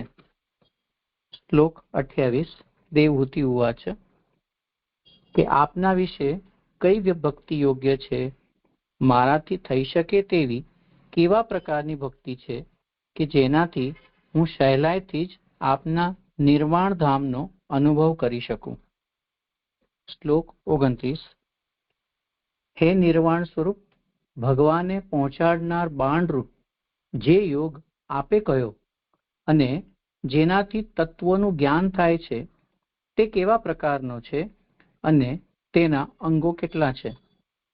અને 30મો શ્લોક, જે પ્રકારે મંદ બુદ્ધિવાળી સ્ત્રી હું ન જાણી શકું, હું ન જાણી શકાય તેવું હરિના સંબંધવાળું આ આપની કૃપાથી સહેલાઈથી જાણી શકું તેમ તે મને જણાવશો. શ્લોક જોઈએ. એની શ્લોક નંબર 27, પેજ નંબર 375. એની ઉત્થાનિકા કહે છે કે એવી રીતે સાધન સાથે શાસ્ત્રાર્થ કહી નીચેના શ્લોકમાં સાધનોની પરંપરા કહેતા ફલ કહી ઉપસંહાર કરે છે. એટલે કે આવી રીતે જે સાધન સાથેનો શાસ્ત્રાર્થ કયો, જે પેજ નંબર 360માં કહ્યું છે કે હું 15 શ્લોકથી આ યોગ પ્રમાણે શાસ્ત્રાર્થ કહે છે. એટલે એ પ્રમાણે 15 શ્લોક એટલે 13 થી લઈને 27 શ્લોક સુધી આ આખો ભક્તિના રૂપનું સાધન સાથે કેવી રીતે, તો આપણે આગળ જોયું છે, જે હમણાં જ સમજાવ્યું કે સત્સંગ થાય, તેનાથી કથા થાય, કથાના સેવનથી એને શ્રદ્ધા, પ્રેમ, ભક્તિ થાય, એનાથી વૈરાગ્ય થાય, પછી સદા સ્મરણ રહે અને યોગની પ્રાપ્તિ થાય, જે ભગવાનના સ્વરૂપની પ્રાપ્તિ કરાવડાવે છે. તો આ રીતે સાધન અને શાસ્ત્રાર્થ કહી અને સાધનોની પરંપરા પણ કહી. હવે એનો ફલનો ઉપસંહાર પણ કહે છે અને ફલની પરંપરા અહીંયા આગળ પણ થોડી સમજાવે છે, જે લાલને આગળ સમજાવ્યું હતું એમાં ભાગવતાર્થમાં. અસૈવાયમ પ્રકૃતેર ગુણાનામ જ્ઞાનેન વૈરાગ્ય વિજૃંભિતેન તેન યોગેન મય્યર્પિતયા ચ ભક્ત્યા મામ પ્રત્યગામાનમ હ્યાર અવરુંધે. પ્રકૃતિના ગુણોનું સેવન ન કરવાથી, વૈરાગ્યથી વિકાસ પામેલા જ્ઞાનથી, યોગથી અને મને અર્પણ કરેલી ભક્તિથી આ મને અંદરના આત્માને અહીં જ પ્રાપ્ત કરે છે. એની સુબોધિની કહી રહ્યા છે કે આ એટલે શું? તો એટલે ઉપર જણાવેલો અધિકારી, જે જ્ઞાન યોગ ભક્તિનો અધિકારી છે, તે મને અંદરના આત્માને અહીં જ, મને એટલે કે અંદરના આત્માને અહીં જ એટલે કે આ દેહમાં અથવા આ જન્મમાં બ્રહ્માંડનું ભેદન કર્યા વિના જ પ્રાપ્ત કરે છે. આ બ્રહ્માંડનું ભેદન કર્યા વિના પ્રાપ્ત કરે છે એ મને થોડું ખ્યાલ નથી, પણ લગભગ સ્કંદ 2માં આખી પ્રક્રિયા સમજાવી હતી, એનો કંઈક યોગ હોઈ શકે. તો એને તરત જ મુક્તિ પ્રાપ્ત કરે છે. એટલે કે આ જે અધિકારી હશે, જેને શ્રવણ કર્યું છે અને સંગ વગેરે પ્રાપ્ત કર્યું હશે, એ અહીંયા જ બ્રહ્માંડનું સેવન કર્યા, ભેદન કર્યા વગર જ એ તરત જ મુક્તિને પ્રાપ્ત કરે છે. તેણે પ્રથમ પ્રકૃતિના ગુણોનું સેવન ન કરવું, બંધન કરાવનારા પ્રાકૃત વિષયોનું વારંવાર તેને અનુભવ થવો ન જોઈએ. જે ઉપર કહ્યું ને સાધનોની પરંપરા કહેશે, તો એ સાધનોની પરંપરા કહે છે, એમાં પહેલું શું હોવું જોઈએ? તો પ્રકૃતિના ગુણોનું સેવન ન કરવું. એ કેવી રીતે ન કરવું? તો પ્રાકૃત વિષયોનું વારંવાર સેવન, એને અનુભવ ન કરવો જોઈએ, એટલે કે લૌકિક વિષયોમાં ન પડવું જોઈએ. બીજું, પછી વિષયોમાં મચ્યા ન રહેવાથી અંદર વાળેલું ચિત્ત આત્માને ગ્રહણ કરે ત્યારે જ્ઞાન થાય છે. એટલે કે જ્યારે વિષયોથી અલુપ્ત થઈ જાય, છૂટું પડી જાય, ત્યારે એને હંમેશા શું થાય? તો એને અંદર વળેલું, એટલે મન એનું અંદર પોતાની તરફ અંદર વળે, તો એને અનુભવ, જે વારંવાર નથી ચિત્તનો અનુભવ થતો, વિષયનો અનુભવ થતો, એનાથી આત્માને ગ્રહણ કરવાનું એને જ્ઞાન થાય અને તે પછી આત્માને પ્રાપ્ત કરવાનો પ્રયત્ન વાળો થાય. સો આવી રીતે જ્યારે પ્રકૃતિના ગુણોનું સેવન ન કરે, વિષયોનું સેવન વારંવાર ન કરે, ત્યારે તેને એ વિષયોમાં મચ્યા ન રહેવાથી અંદરનું જ્ઞાન પ્રાપ્ત કરવાનું થાય અને એને આત્માને પ્રાપ્ત કરવાની કામના થાય, ઈચ્છા થાય. ત્રીજું, પછી વિષયોમાં રહેલી આસક્તિ જતી રહે. એટલે આગળ જે કહ્યું કે વિષયો છોડવા જોઈએ, વારંવાર ન થાય, આત્માનું જ્ઞાન થાય, તો એને હવે એની ઈચ્છા પણ થતી નથી, કારણ કે સંસ્કાર પડેલા હોય તો વિષયોની વારંવાર સેવન કરવાની ઈચ્છા થતી રહે છે અને તેથી વળી જ્ઞાન વિકાસ પામે છે. એમ આ ત્રણેય સાધનો એક છે. આ 1, 2 ને 3 જે આપણે વાંચ્યા તે એક જ સાધનની અંદર લેવા જોઈએ. ચોથું, ચંચલપણું દૂર કરવાના કારણરૂપ યોગ સ્વતંત્ર સાધન છે. કારણ કે આપણે જોયું છે કે ચિત્ત ચંચલ હોય છે. આગળ આપણે ઘણી વાર વાંચી ગયા કે ચિત્ત જ બંધન કરે છે અને ચિત્ત જ મોક્ષ કરાવનાવે છે. તો આવી રીતે ચિત્ત ચંચલ ચાલ્યા કરે છે, એનું મન એવી રીતના ભટક્યા કરે છે. એવું ન થાય તો યોગનું એક સ્વતંત્ર સાધન પણ એને મળે છે. 5મું, મને અર્પણ કરેલી ભક્તિ વિષયોને વશ કરનારી છે અને તેનાથી અધિકારી, તેનાથી એટલે કે આ જે 5 વસ્તુ થઈ કે જ્ઞાન, સાધન, યોગ અને ભક્તિ, જે આપણે આગળ પહેલા પેરેગ્રાફ પેજ નંબર 17 ભાગવતાર્થમાં જોયું તે પ્રમાણે આ 3 કહેલા છે. તે એટલે આમ 5 અને આમ 3 એવી રીતે 3 જે પરંપરા છે પરંપરા સમજ્યા. અને આવો અધિકારી જ્યારે આત્માને વિષયોથી છૂટો પાડી ભક્તિને ભગવાનને વશ કરી, ભક્તિથી ભગવાનને વશ કરી નિશાનની પેટે, એટલે કે ભગવાન એનું લક્ષ્ય છે, ભગવાન જ મારું ફલ છે એવું નિશાન સમજી અને પેઠે રાખી તે સંબંધનો બધો પ્રકાર જાણી, તે સંબંધનો એટલે ભક્તિના પ્રકારનો અને ભગવાનને કેવી રીતે પ્રાપ્ત કરવા ભક્તિથી તે એવો બધો પ્રકાર જાણે તો જીવને લિંગ દેહમાંથી એટલે કે સૂક્ષ્મ દેહમાંથી નિશાન પ્રાપ્ત કરવા યોગ્ય જાણી. એટલે કે પોતાને જે આ બધો સંબંધ જોયે ભક્તિથી ભગવાનને વશ કર્યા અને બધો કેવી રીતે વશ કરવા, શું કરવું એ બધું સમજે તો એને સૂક્ષ્મ દેહમાંથી ભગવાનને પ્રાપ્ત કરાવવા યોગ્ય જાણી યોગ આચરનારો કરી, એટલે કે પોતાના મનને એવી રીતે પ્રિપેર કરીને યોગને પણ આચરે તો નિશાન સાથે તેને સંબંધ કરાવે તે યોગ્ય જ છે. નિશાન એટલે અહીંયા લક્ષ્ય કે ભગવાન, તો ભગવાનની સાથેનો સંબંધ થશે જ એવું કહી રહ્યા છે. તેથી વિષયના ભેદને લીધે 5 સાધનનો ઉપયોગ થાય છે, જે આપણે 1, 2, 3, 4, 5 કયા અને 5માંથી પછી આપણે 3 જ્ઞાન, યોગ અને ભક્તિ પર આવ્યા, તે એનો ઉપાય થાય છે, ઉપયોગ થાય છે. મને આ શબ્દ જે કહ્યું ને આગળ મૂળમાં મય્યર્પિતયા, એને સમજાવે છે કે મને શબ્દથી એમ કહેલું છે કે પ્રાપ્ત કરવા તો યોગ્ય હું જ છું. તને તો હું પ્રાપ્ત થયેલો હોવાથી, એટલે કે દેવહૂતિજીને તો પ્રાપ્ત છે જ, તો તને તો હું પ્રાપ્ત છું જ, અને આમે પ્રાપ્ત કરવા દુનિયામાં કંઈ પણ યોગ્ય હોય તો એ હું જ છું. તો તને તો આમને શાસ્ત્રાર્થ કેમ? તો કે મને માત્ર શાસ્ત્રાર્થ જ જણાવે છે, માત્ર શાસ્ત્રાર્થ જ જણાવે છે એવો બોધ કરેલો છે. બહારથી હવે બીજો આવી રહે છે કે શંકા આવી રહી છે કે બહારથી દેવહૂતિને કપિલ દેવમાં પ્રવેશ કરવાનો હશે, એવી જો શંકા થાય તો એ દૂર કરવા કહે છે. એના અંદરના આત્માને શબ્દ યોજેલ છે. નયનને એટલે કે દ્રષ્ટિ જ્યારે અંદર વળેલું કરેલું કરવાથી અંદર પ્રકાશતો, કારણ કે પ્રભુ પ્રકાશ પરમાત્મા છે, તો પરમાત્મા પ્રભુ અંદર બિરાજે છે, તો અંદર પ્રકાશતો હું પ્રાપ્ત થાઉં છું અને તે પણ તારા પોતાના આત્માથી જુદો નથી.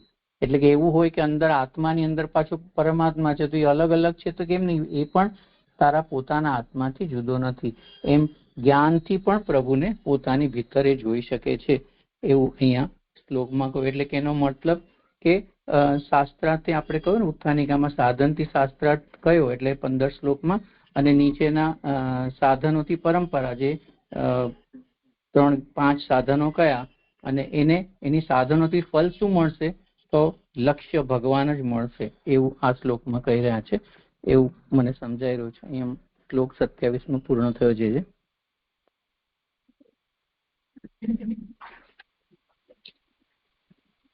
બરોબર. હા છે.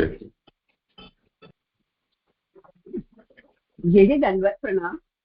અહીંયા નિલેશભાઈ કીધું કે એને ભગવાન જ મળશે, તો એમની આકાંક્ષા ભગવાનની છે કે એમની આકાંક્ષા મને અંદરને આત્માને અહીં જ પ્રાપ્ત કરે છે? કારણ કે શ્લોકાર્થમાં એવું કહ્યું કે આત્માને અહીં જ પ્રાપ્ત કરે છે, તો એ આત્માની વાત કરે છે કે ભગવાનની વાત કરે છે એ નહીં સમજાયું છે. જે દંડવત પ્રણામ. શ્લોકાર્થમાં કહ્યું તો છે આ મને અંદરના આત્માને અહીં જ પ્રાપ્ત કરે છે. એટલે પણ એટલે પોતાના આત્મા રહેલા ભગવાનને પ્રાપ્ત કરશે કે ખાલી આત્મા સુધી રહેશે, એ મને સ્પષ્ટતા નહીં કહી દેજે. દંડવત પ્રણામ. ખરો. જી, એટલે મને એવું લાગે કે આત્માની અંદર પરમાત્મા છે, પણ પરમ આત્મા એટલે આત્મા જ પરમાત્મા જ આત્મા બનેલો છે, એનાથી જે અંશાત્મક છૂટો પડેલો છે એનું જ્ઞાન થઈ જાય તો એને ભેદ નથી રહેતો. જે ભેદ આપણને કદાચ માન્ય નથી ઇન ધ સેન્સ કે એને પ્રભુને રિલીઝ કરવાની જે નથી, તો એ પ્રભુને રિલીઝ કરવા માટે આપણે એને મર્જની વાત નથી, પણ તેમ છતાં આત્મા અને પરમાત્મા કોઈ ભેદ નથી એવું એને સ્પષ્ટ જ્ઞાન થઈ જશે એવું લાગે છે. અહીંયા સ્પષ્ટ કરેલું જ છે ને, મને પ્રાપ્ત કરશે તો કઈ રીતે કરશે? એ તો હું પ્રાપ્ત જ છું દેવહૂતિજીને. તો માત્ર શાસ્ત્રાર્થ જ જણાવું છું એવો બોધ કરેલો છે. એટલે પ્રકટ જે છે એને એ રીતે જાણતા નથી એટલે એનો બોધ કરાવે છે. અને દેવહૂતિ એમ સમજતા હોય કે બહારથી કપિલમાં પ્રવેશ કરવાનો છે, તો એવું નહીં, કેમ કે આગળ યોગ દ્વારા ઉદ્ધાર કરવો છે. યોગમાં તો એવું સંભવ નથી. એટલે અંતરના આત્માને એ શબ્દ યોજ્યો છે. એનો મતલબ કે અંદર પાડેલું કરવાથી અંદર પ્રકાશ તો હું પ્રાપ્ત થઉં છું. તો યોગની પ્રક્રિયાથી ઇન્દ્રિયો છે એને પ્રત્યાહાર કરીને એને આત્મા તરફ વાળવાની, જે આત્મા જે છે એનાથી પરમાત્મા.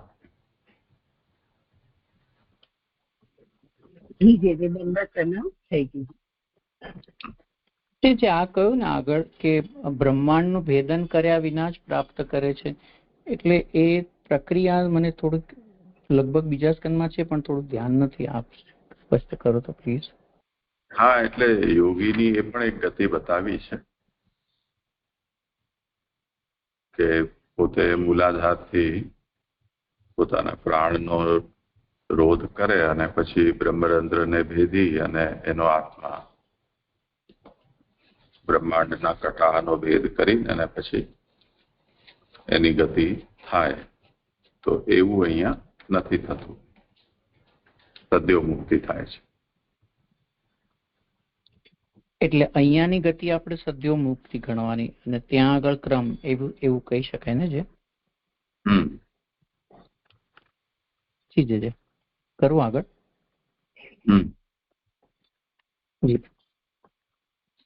હવે આગળ કરી રહ્યા છે. એટલે અત્યારથી 15નો શ્લોકનો શાસ્ત્રાર્થ સંપૂર્ણ થયો.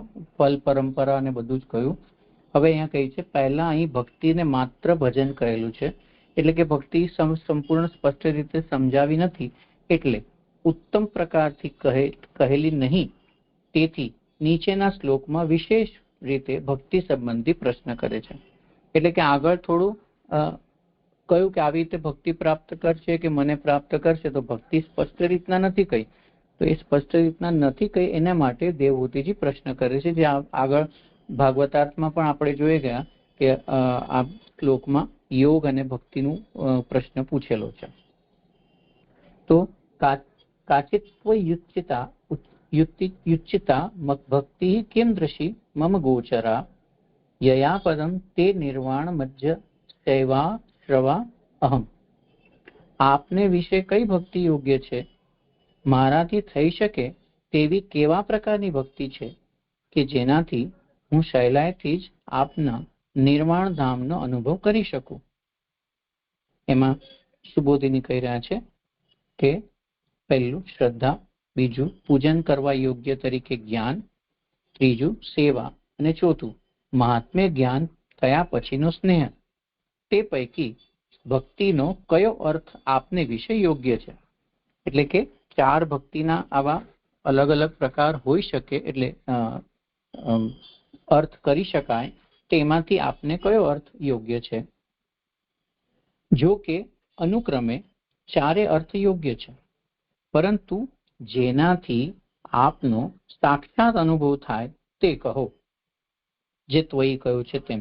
એમ ત્વયી આપને વિશે શબ્દમાંની 7મી ભક્તિથી કહેલું છે. 7મી ભક્તિ સામાન્યતઃ અધિકરણ ભક્તિ કહેવાય છે. એટલે સ્થાન ક્યાં આગળ પ્રાપ્ત કરશું, કયું સ્થાન મળશે? તો ભક્તિ યોગ ઘણા પ્રકારનો હોવાથી શિવના અધિકારની ગણના કર્યા વિના આપને યોગ્ય ભક્તિ કઈ છે તેવો પ્રશ્ન છે. તો મુખ્ય પ્રશ્ન આ છે કે જે ઉપર આટલું કહ્યું કે શું છે, તો કે ભક્તિ યોગ ઘણા છે. તો જનરલ સામાન્યતા કોઈ પણ માર્ગમાં જવું હોય તો એને આપણે અધિકારીતા સાબિત કરવી પડે અથવા અધિકારીતા હોવી જોઈએ. તો અહીંયા કઈ કહી રહ્યા છે દેવહૂતિજી કે કોઈ પણ અધિકારની ગણના કર્યા સિવાય આપની ભક્તિ પ્રાપ્ત કઈ રીતના થાય એવો પ્રશ્ન કર્યો. યોગ્ય ઉચિતા શબ્દ જે મુખ્ય શ્લોકમાં છે તે ઉચિતા શબ્દથી યોગ્ય શબ્દથી શાસ્ત્રમાં ન કહેલી બાતલ કરેલી એટલે કે અમાન્ય હોય એવી ભક્તિ કેવા પ્રકારની, કિમ દ્રષ્ટિ જે કહ્યું છે કેવા પ્રકારની, સગુણ કે નિર્ગુણ, તેમાં પણ મને યોગ્ય કેવા પ્રકારની છે એમ મારાથી થઈ શકે તેવી એટલે મમ ગોચર, મારાથી થઈ શકે તેવી મમ ગોચરા, મારાથી થઈ શકે તેવી યોગ્ય પ્રકારની કેટલી પણ પ્રકારની ભક્તિ હોય તે મને સમજાવો. તો ગોચર એટલે કે થઈ શકે તેવી શબ્દ વિશેષ્ય ઉપર પણ આધાર રાખનારો છે. જે ઉપર એક ફૂટનોટ છે કે નામનો ગુણ દેખાડે તે વિશેષણ. તો વિશેષણ અને વિશેષણને એના માટે સમજાવી રહ્યા છે કે નામનો જે ગુણ દેખાડે તે વિશેષણ, વિશેષણ પણ જેનો ગુણ દેખાડતો હોય તે વિશેષ્ય. એટલે કે સમજો કે પીળો રૂમાલ એવું કહીએ તો રૂમાલ એ વિશેષ્ય છે અને પીળો એનો વિશેષણ છે, કારણ કે નામ માટેનું વધારાની શબ્દ કહી રહ્યા છે તેમ. તો અહીં ગોચર થઈ શકે તેવી વિશેષણ છે અને મારાથી એ વિશેષ્ય છે, એટલે મમ ગોચરામાં આ સ્પષ્ટ અર્થ કર્યો છે. આપે જ બધા માર્ગોની પ્રવૃત્તિ કરાવેલી છે. જે કર્મ યોગ ને ભક્તિ એવું બધું કહ્યું છે તે આપ સર્વરૂપ છો. તેથી જો કે બધાએ ભક્તિ માર્ગો આપના વિશે ઘટે છે, એટલે કે બધા જ ભક્તિ માર્ગો આપના તરફ જ જઈ રહ્યા છે, આપને જ ઉદ્દેશીને છે. છતાં પણ જે ભક્તિથી આપના નિર્વાણ રૂપ ધામનો એટલે વ્યાપી વૈકુંઠ કહી શકાય કે નિર્વાણ રૂપ ધામનો અંજસા, જે મૂળમાં અંજસા શબ્દ વાપર્યો છે, અંજસાનો મતલબ થાય સહેલાઈથી મને અનુભવ થાય તે કેવા પ્રકારની એ જે ભક્તિ છે આ કેવા પ્રકારની છે કે જેને મને મમ ગોચરા, મને સહેલાઈથી અંજસા મમ ગોચરા થઈ શકે તેવી ભક્તિ મને કહો. અથવા અસ્નવાની એવો પાઠ લેવો. આ થોડું સમજાય નથી પણ કંઈ હિન્દીમાં ને એવું વાંચ્યું તેમાં અશ્રુવા છે, અનુશ્રવા છે એવું કંઈક છે, પછી આપ સમજાવજો. જે દેવની ગતિથી કોઈક સમયે બધાએ માર્ગો સહેલાઈથી થઈ શકે તેવા થાય છે. એટલે કોઈક સમયે કોઈક માર્ગ આપણને સહેલાઈથી પ્રાપ્ત થઈ જાય છે. થોડા વખત કંઈ ભણીએ અને પછી થોડું સહેલાઈથી આવડતું જાય એમ એવું છે તો કે એવું ગણવાનું નથી. એમ જણાવવા માટે એવ જ શબ્દ રહેલો છે. એટલે કે હીન હોય તો પણ એ પુરુષને આ પ્રાપ્ત થઈ શકે તેવું, એટલે હંમેશા સદાય માટે સહેલાઈ હોય એવો છે આ માર્ગ. ક્યારેક સહેલાઈથી પ્રાપ્ત થાય એવો નહીં. એમ માટે એવ એનો મતલબ જ અહીંયા યોજેલો છે. નિર્વાણ નામનું ધામ એટલે વ્યાપી વૈકુંઠ.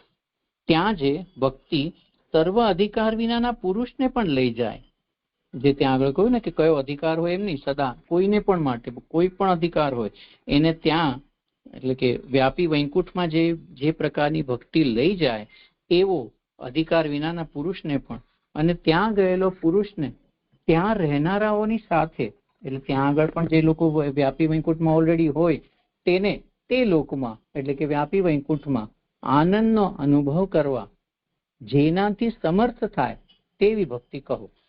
એટલે આ રીતના 3-4 સબ્જેક્ટ પ્રશ્ન પૂછેલા છે કે ભક્તિ શબ્દથી શું અર્થ કરવો, તે કેવા પ્રકારની હોવી જોઈએ, અને જેને સહેલાઈથી કરી શકું એટલે કે જેને હું આચરણમાં લઈ શકું તેવી, અને તેનાથી મને વ્યાપી વૈકુંઠની પ્રાપ્તિ થાય આવી ભક્તિ મને કહો. એવું અહીંયા આગળ દેવહૂતિજી પહેલો પ્રશ્ન સમજાવી રહ્યા છે ભક્તિ સંબંધી. આ શ્લોક પૂર્ણ થયો.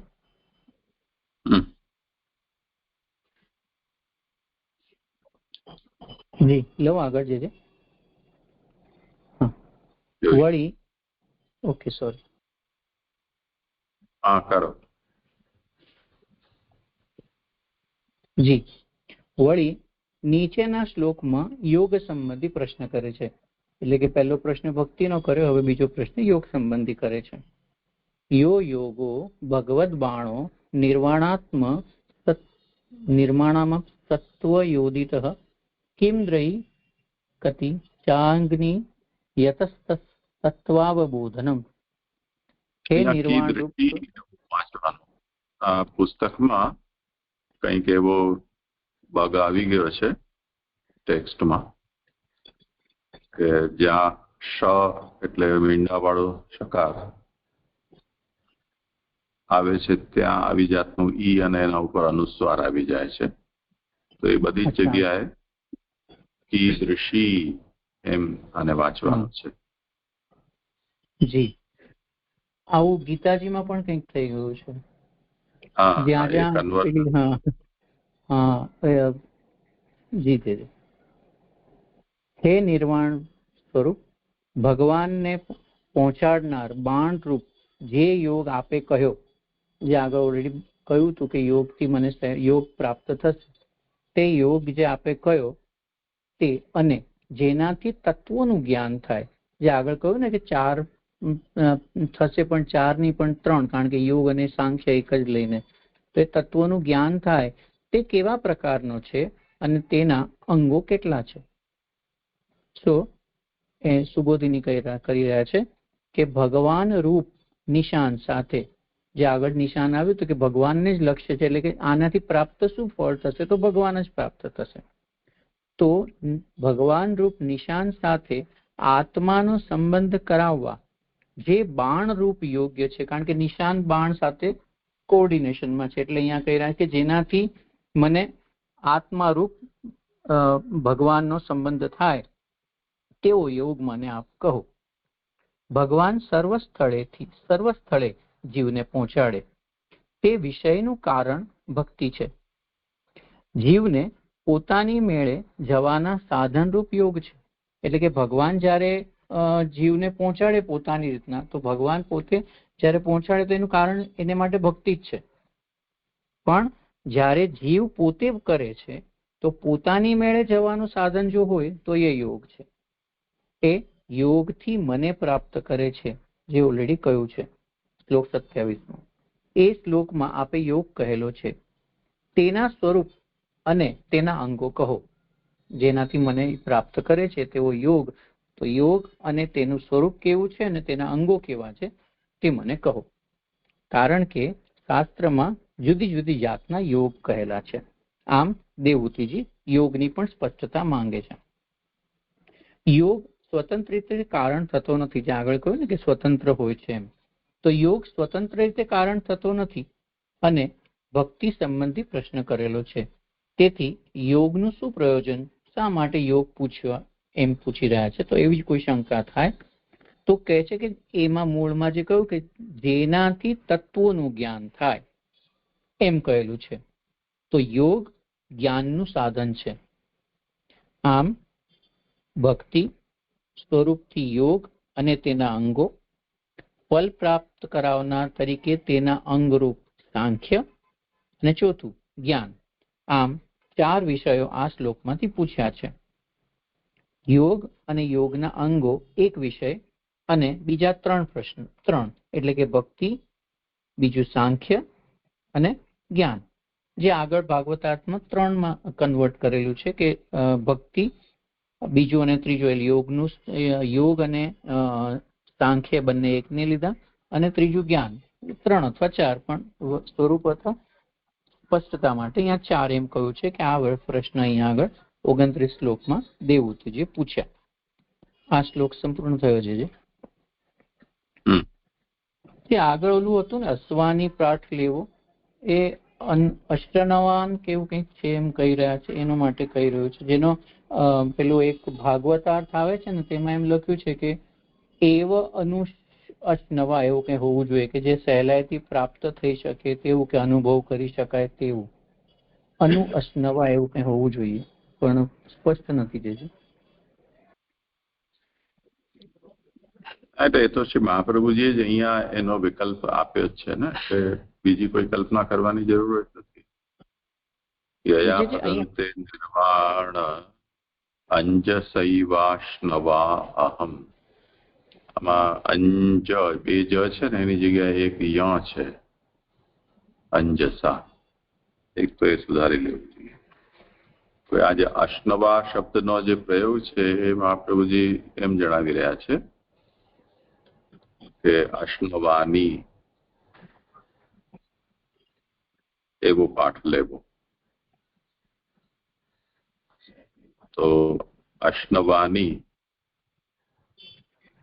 તો ભાગવતની અંદર ઘણા એવા શબ્દ પ્રયોગો છે જેને આર્ષ પ્રયોગ કહેવાય છે.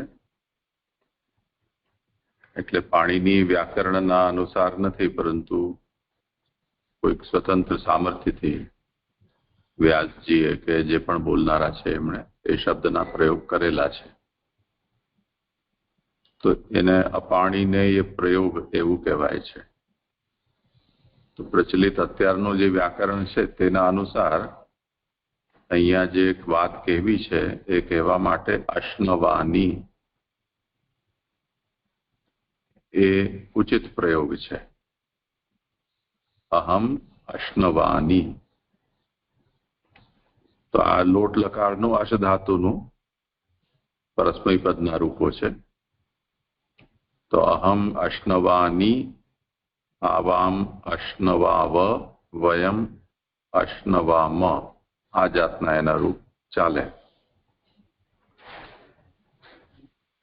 એ શ્રી મહાપ્રભુજીએ જ કહી દીધું છે, એટલે બીજી કોઈ કલ્પના કરવાની આવશ્યકતા રહેતી નથી.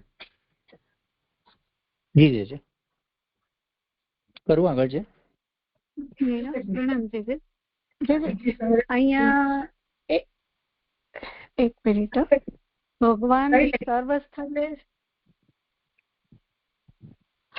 ભગવાન સર્વસ્થલે જીવને પહોંચાડે તે વિષયનું કારણ ભક્તિ છે. એટલે એ વાક્ય નહીં સમજાયું. ભગવાન સર્વસ્થલે જીવને પહોંચાડે.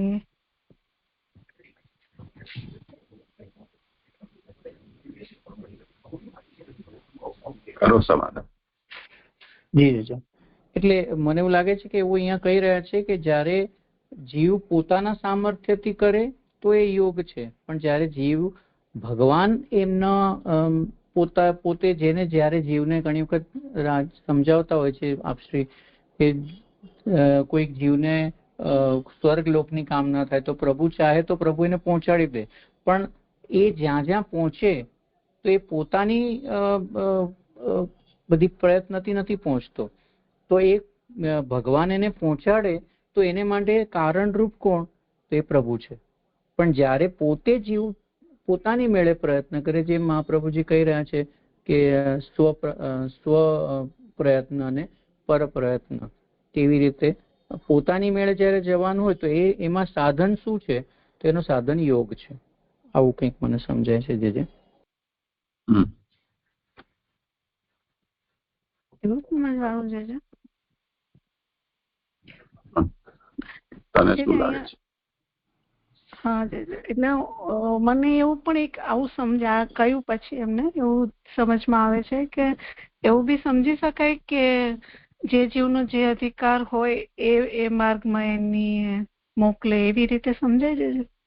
ફળની બદલે સાધન કક્ષાની જગ્યાએ આપણે આ વિચારીએ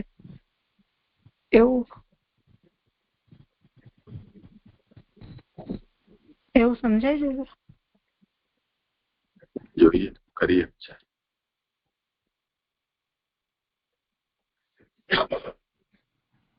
ભાનુબેન કઈ કહે છે? જી સર, પ્રણામ. અહીં છે ને આ ન સમજાયું મને કે દૈવની ગતિથી કોઈ સમય અત્યારે વિષય ચાલે છે એના સંબંધમાં મને એમ કે તમને કેવું છે? ના જે મને બીજો પ્રશ્ન હતો, આનો અધૂરો છે કરવાનો છે. હા, કોઈને કઈ વિચાર કરવો?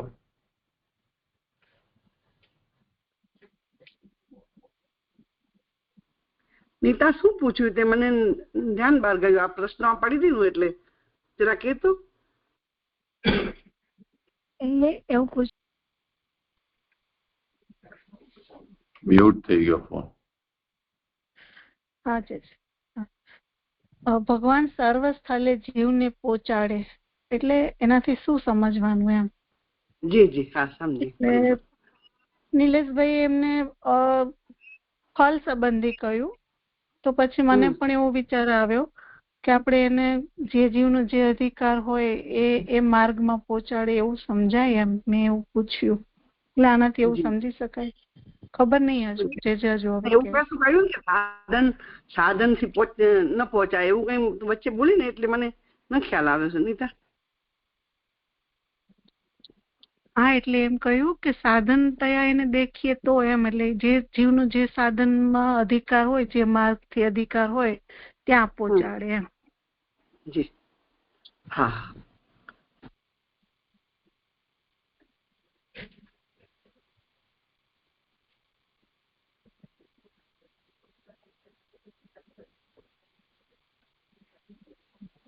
પેલો 28માં તો એમણે ભક્તિનો કહ્યો કે કયા પ્રકારની ભક્તિ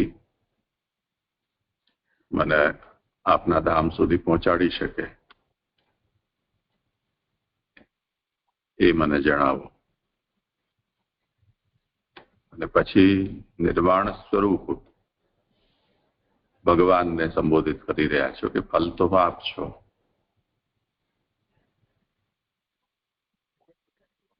એવાને પહોંચાડનાર બાણરૂપ જે યોગ આપે કયો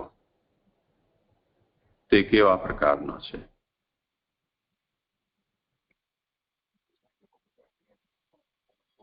એની વિવૃત્તિમાં અહીંયા આચાર્ય શરણ આજ્ઞા કરી રહ્યા છે કે બાણરૂપ યોગનો મતલબ એ છે કે ભગવાન રૂપ લક્ષ્યની સાથે આત્માનો સંબંધ કરાવનારો જે યોગ છે તે બાણરૂપ છે. તે આપ મને કહો. એના ઉપર અહીંયા મહાપ્રભુજીએ યોગ અને ભક્તિના વચ્ચેનો તફાવત બતાવ્યો કે ભગવાન સર્વસ્થળે જીવને પહોંચાડે તે વિષયનું કારણ ભક્તિ છે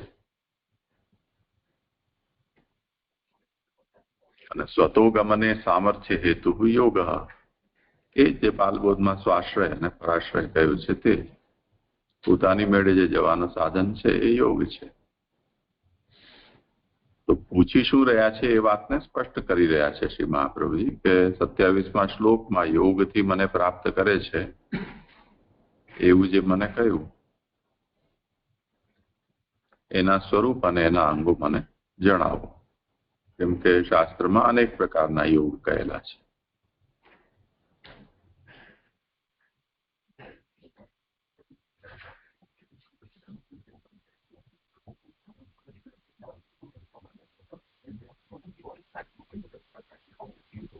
તમે શું કહો છો ભાનુબેન? જી શારદા, મને નિલેશભાઈ ને પૂછવાનું છે કે આ મને ન સમજાયું કે દૈવની ગતિથી કોઈક સમય એટલે કોઈક યુગમાં બધા માર્ગો સહેલાઈથી થઈ શકે તેવા થાય છે તે ગણવાનું નથી. તો એ શું કહેવા માંગે છે એ મને સમજાયું નહીં. એમ જણાવવા એવો જ શબ્દ યોજેલો છે. તો કોઈક યુગમાં આ માર્ગો સહેલાઈથી થઈ શકે એવા છે તો અહીં કેમ આવ્યું આ એ મને ન સમજાયું.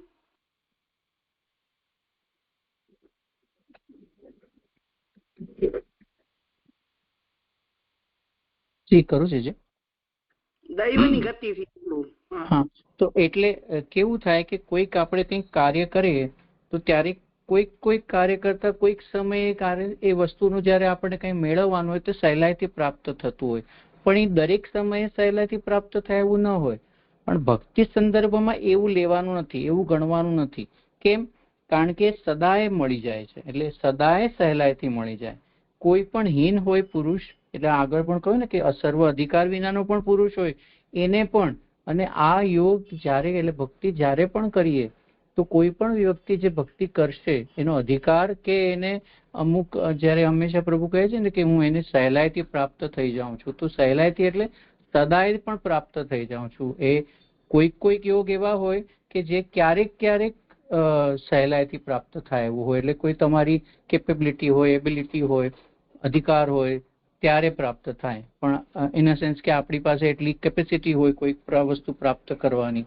પણ આ જે એક યોગ એવો છે કે જેનું વ્યાપી વૈકુંઠને પણ પ્રાપ્ત કરવા માટે કોઈ પણ વખતે કોઈ પણ વ્યક્તિ અધિકાર વિનાનો હોય કે કોઈ પણ સમયે પ્રાપ્ત કરી શકે છે. આવું મને સમજાય છે. એમ સમજવાનું છે ને જી? પ્રણામ.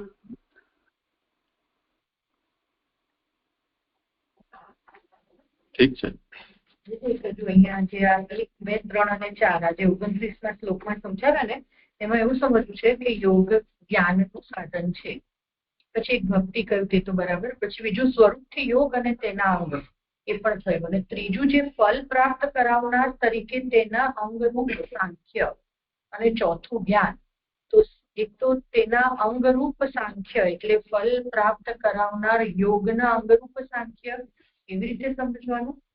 એક આ નથી સમજાતું. અને બીજું સાંખ્ય અને ચોથું જ્ઞાન, હવે એમાં શું ફરક? સાંખ્ય પણ તો જ્ઞાનના અર્થમાં જ સમજાય છે, નિત્યાનિત્ય વસ્તુના વિવેકના રૂપમાં. હા, બે વાત થઈ જાય.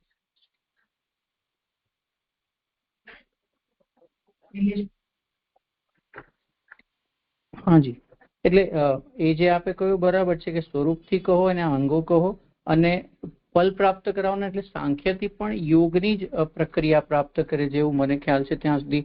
ચોથા કે 5મા અધ્યાયમાં પ્રભુ પણ કહી રહ્યા છે કે સાંખ્ય અને યોગનું ફલ એક જ છે. તો એ રીતના સાંખ્ય અને યોગ એટલે એને ક્લબ કરી દીધા.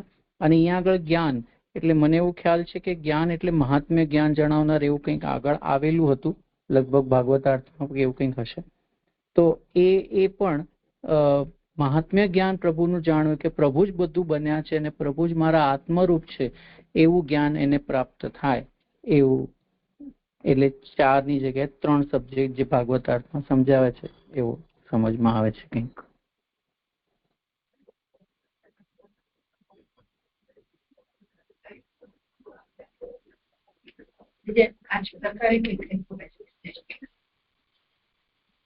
જોઈએ કોઈને કેવું હોય કઈ.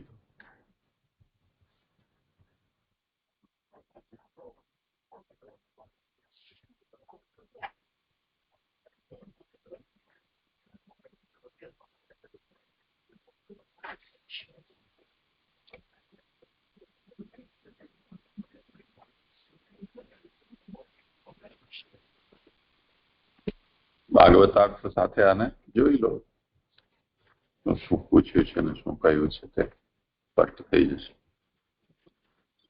જે એમાં છેલ્લેથી ચોથી લીટી છે ને પહેલા પેરેગ્રાફમાં, તેમાં એ લખ્યું છે કે તે પૈકી આત્માનો અને અનાત્માનો ભેદ જ્ઞાનનું અંગ હોવાથી તેમને 3 પદાર્થો દેવહૂતિને 31 શ્લોકમાં કહ્યું છે. એટલે 31 શ્લોકમાં સ્પષ્ટ થશે એવું કંઈક છે. અને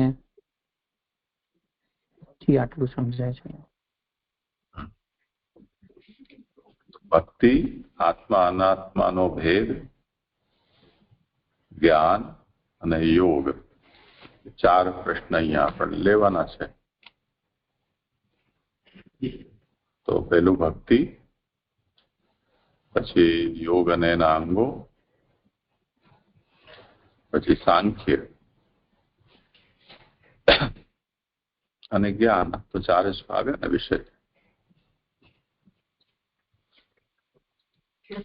ખાલી આત્મા અનાત્માના ભેદ સંબંધી જ લેવાનું છે. અને જ્ઞાન કરીને જે હમણાં નિલેશભાઈ કહ્યું એ રીતે મહાત્મ્ય જ્ઞાન, એવી રીતે એને અલગ સાંખ્યથી એ રીતે જુદું કરવાનું. એ તો જો શું આવું ઉત્તર આવશે નથી સમજ પડી જશે એમ. ભગવાન એનો શું અર્થ સમજ્યા છે પ્રશ્નનો. પહેલા પેરેગ્રાફમાં છેલ્લી પંક્તિ આવે છે, કારણ કે સુબોધની વાત ચાલે છે. કારણ કે શાસ્ત્રમાં જુદી જુદી જાતના કહેલા છે, તે જુદી જુદી જાતના યોગ એવું કોષ્ટકમાં કહ્યું છે. તો તે જુદી જુદી જાતના કે શું સમજવું? 8 પ્રકાર થાય છે એમ નહીં? એ તો અંગ છે એની વાત.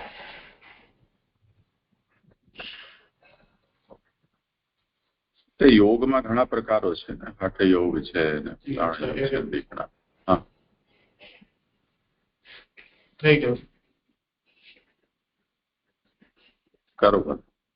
જી જી.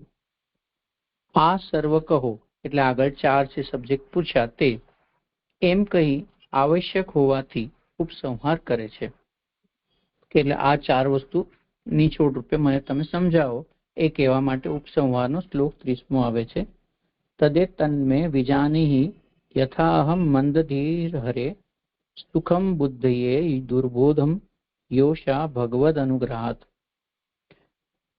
જે પ્રકારે મંદ બુદ્ધિવાળી સ્ત્રી હું ન જાણી શકું તેવું હરિના સંબંધવાળું આ આપની કૃપાથી સહેલાઈથી જાણી શકું તેમ તે મને જણાવો.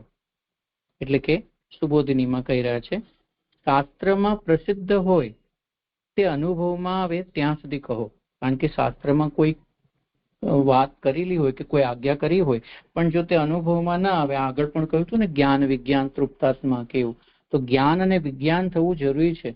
તો એ માટે જે જ્ઞાન પ્રાપ્ત થાય છે શાસ્ત્રમાં તેનું મને અનુભવમાં પણ આવે, એનું સંપૂર્ણપણે વિજ્ઞાન પણ થાય તે મને કહો. બીજા નહીં જણાવો.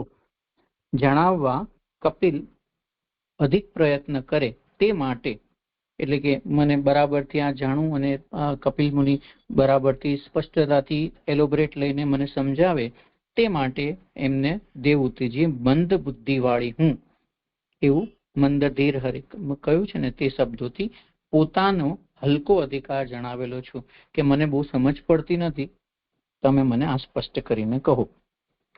હરિનું સુખ સ્વરૂપ જે બધાએ ન જાણી શકાય તેવું છે તે હું આપની કૃપાથી જાણું, અથવા હરિના સંબંધવાળું ઉપર કહ્યું તે હું જેમ સહેલાઈથી જાણી શકું તે બધું મને જણાવો.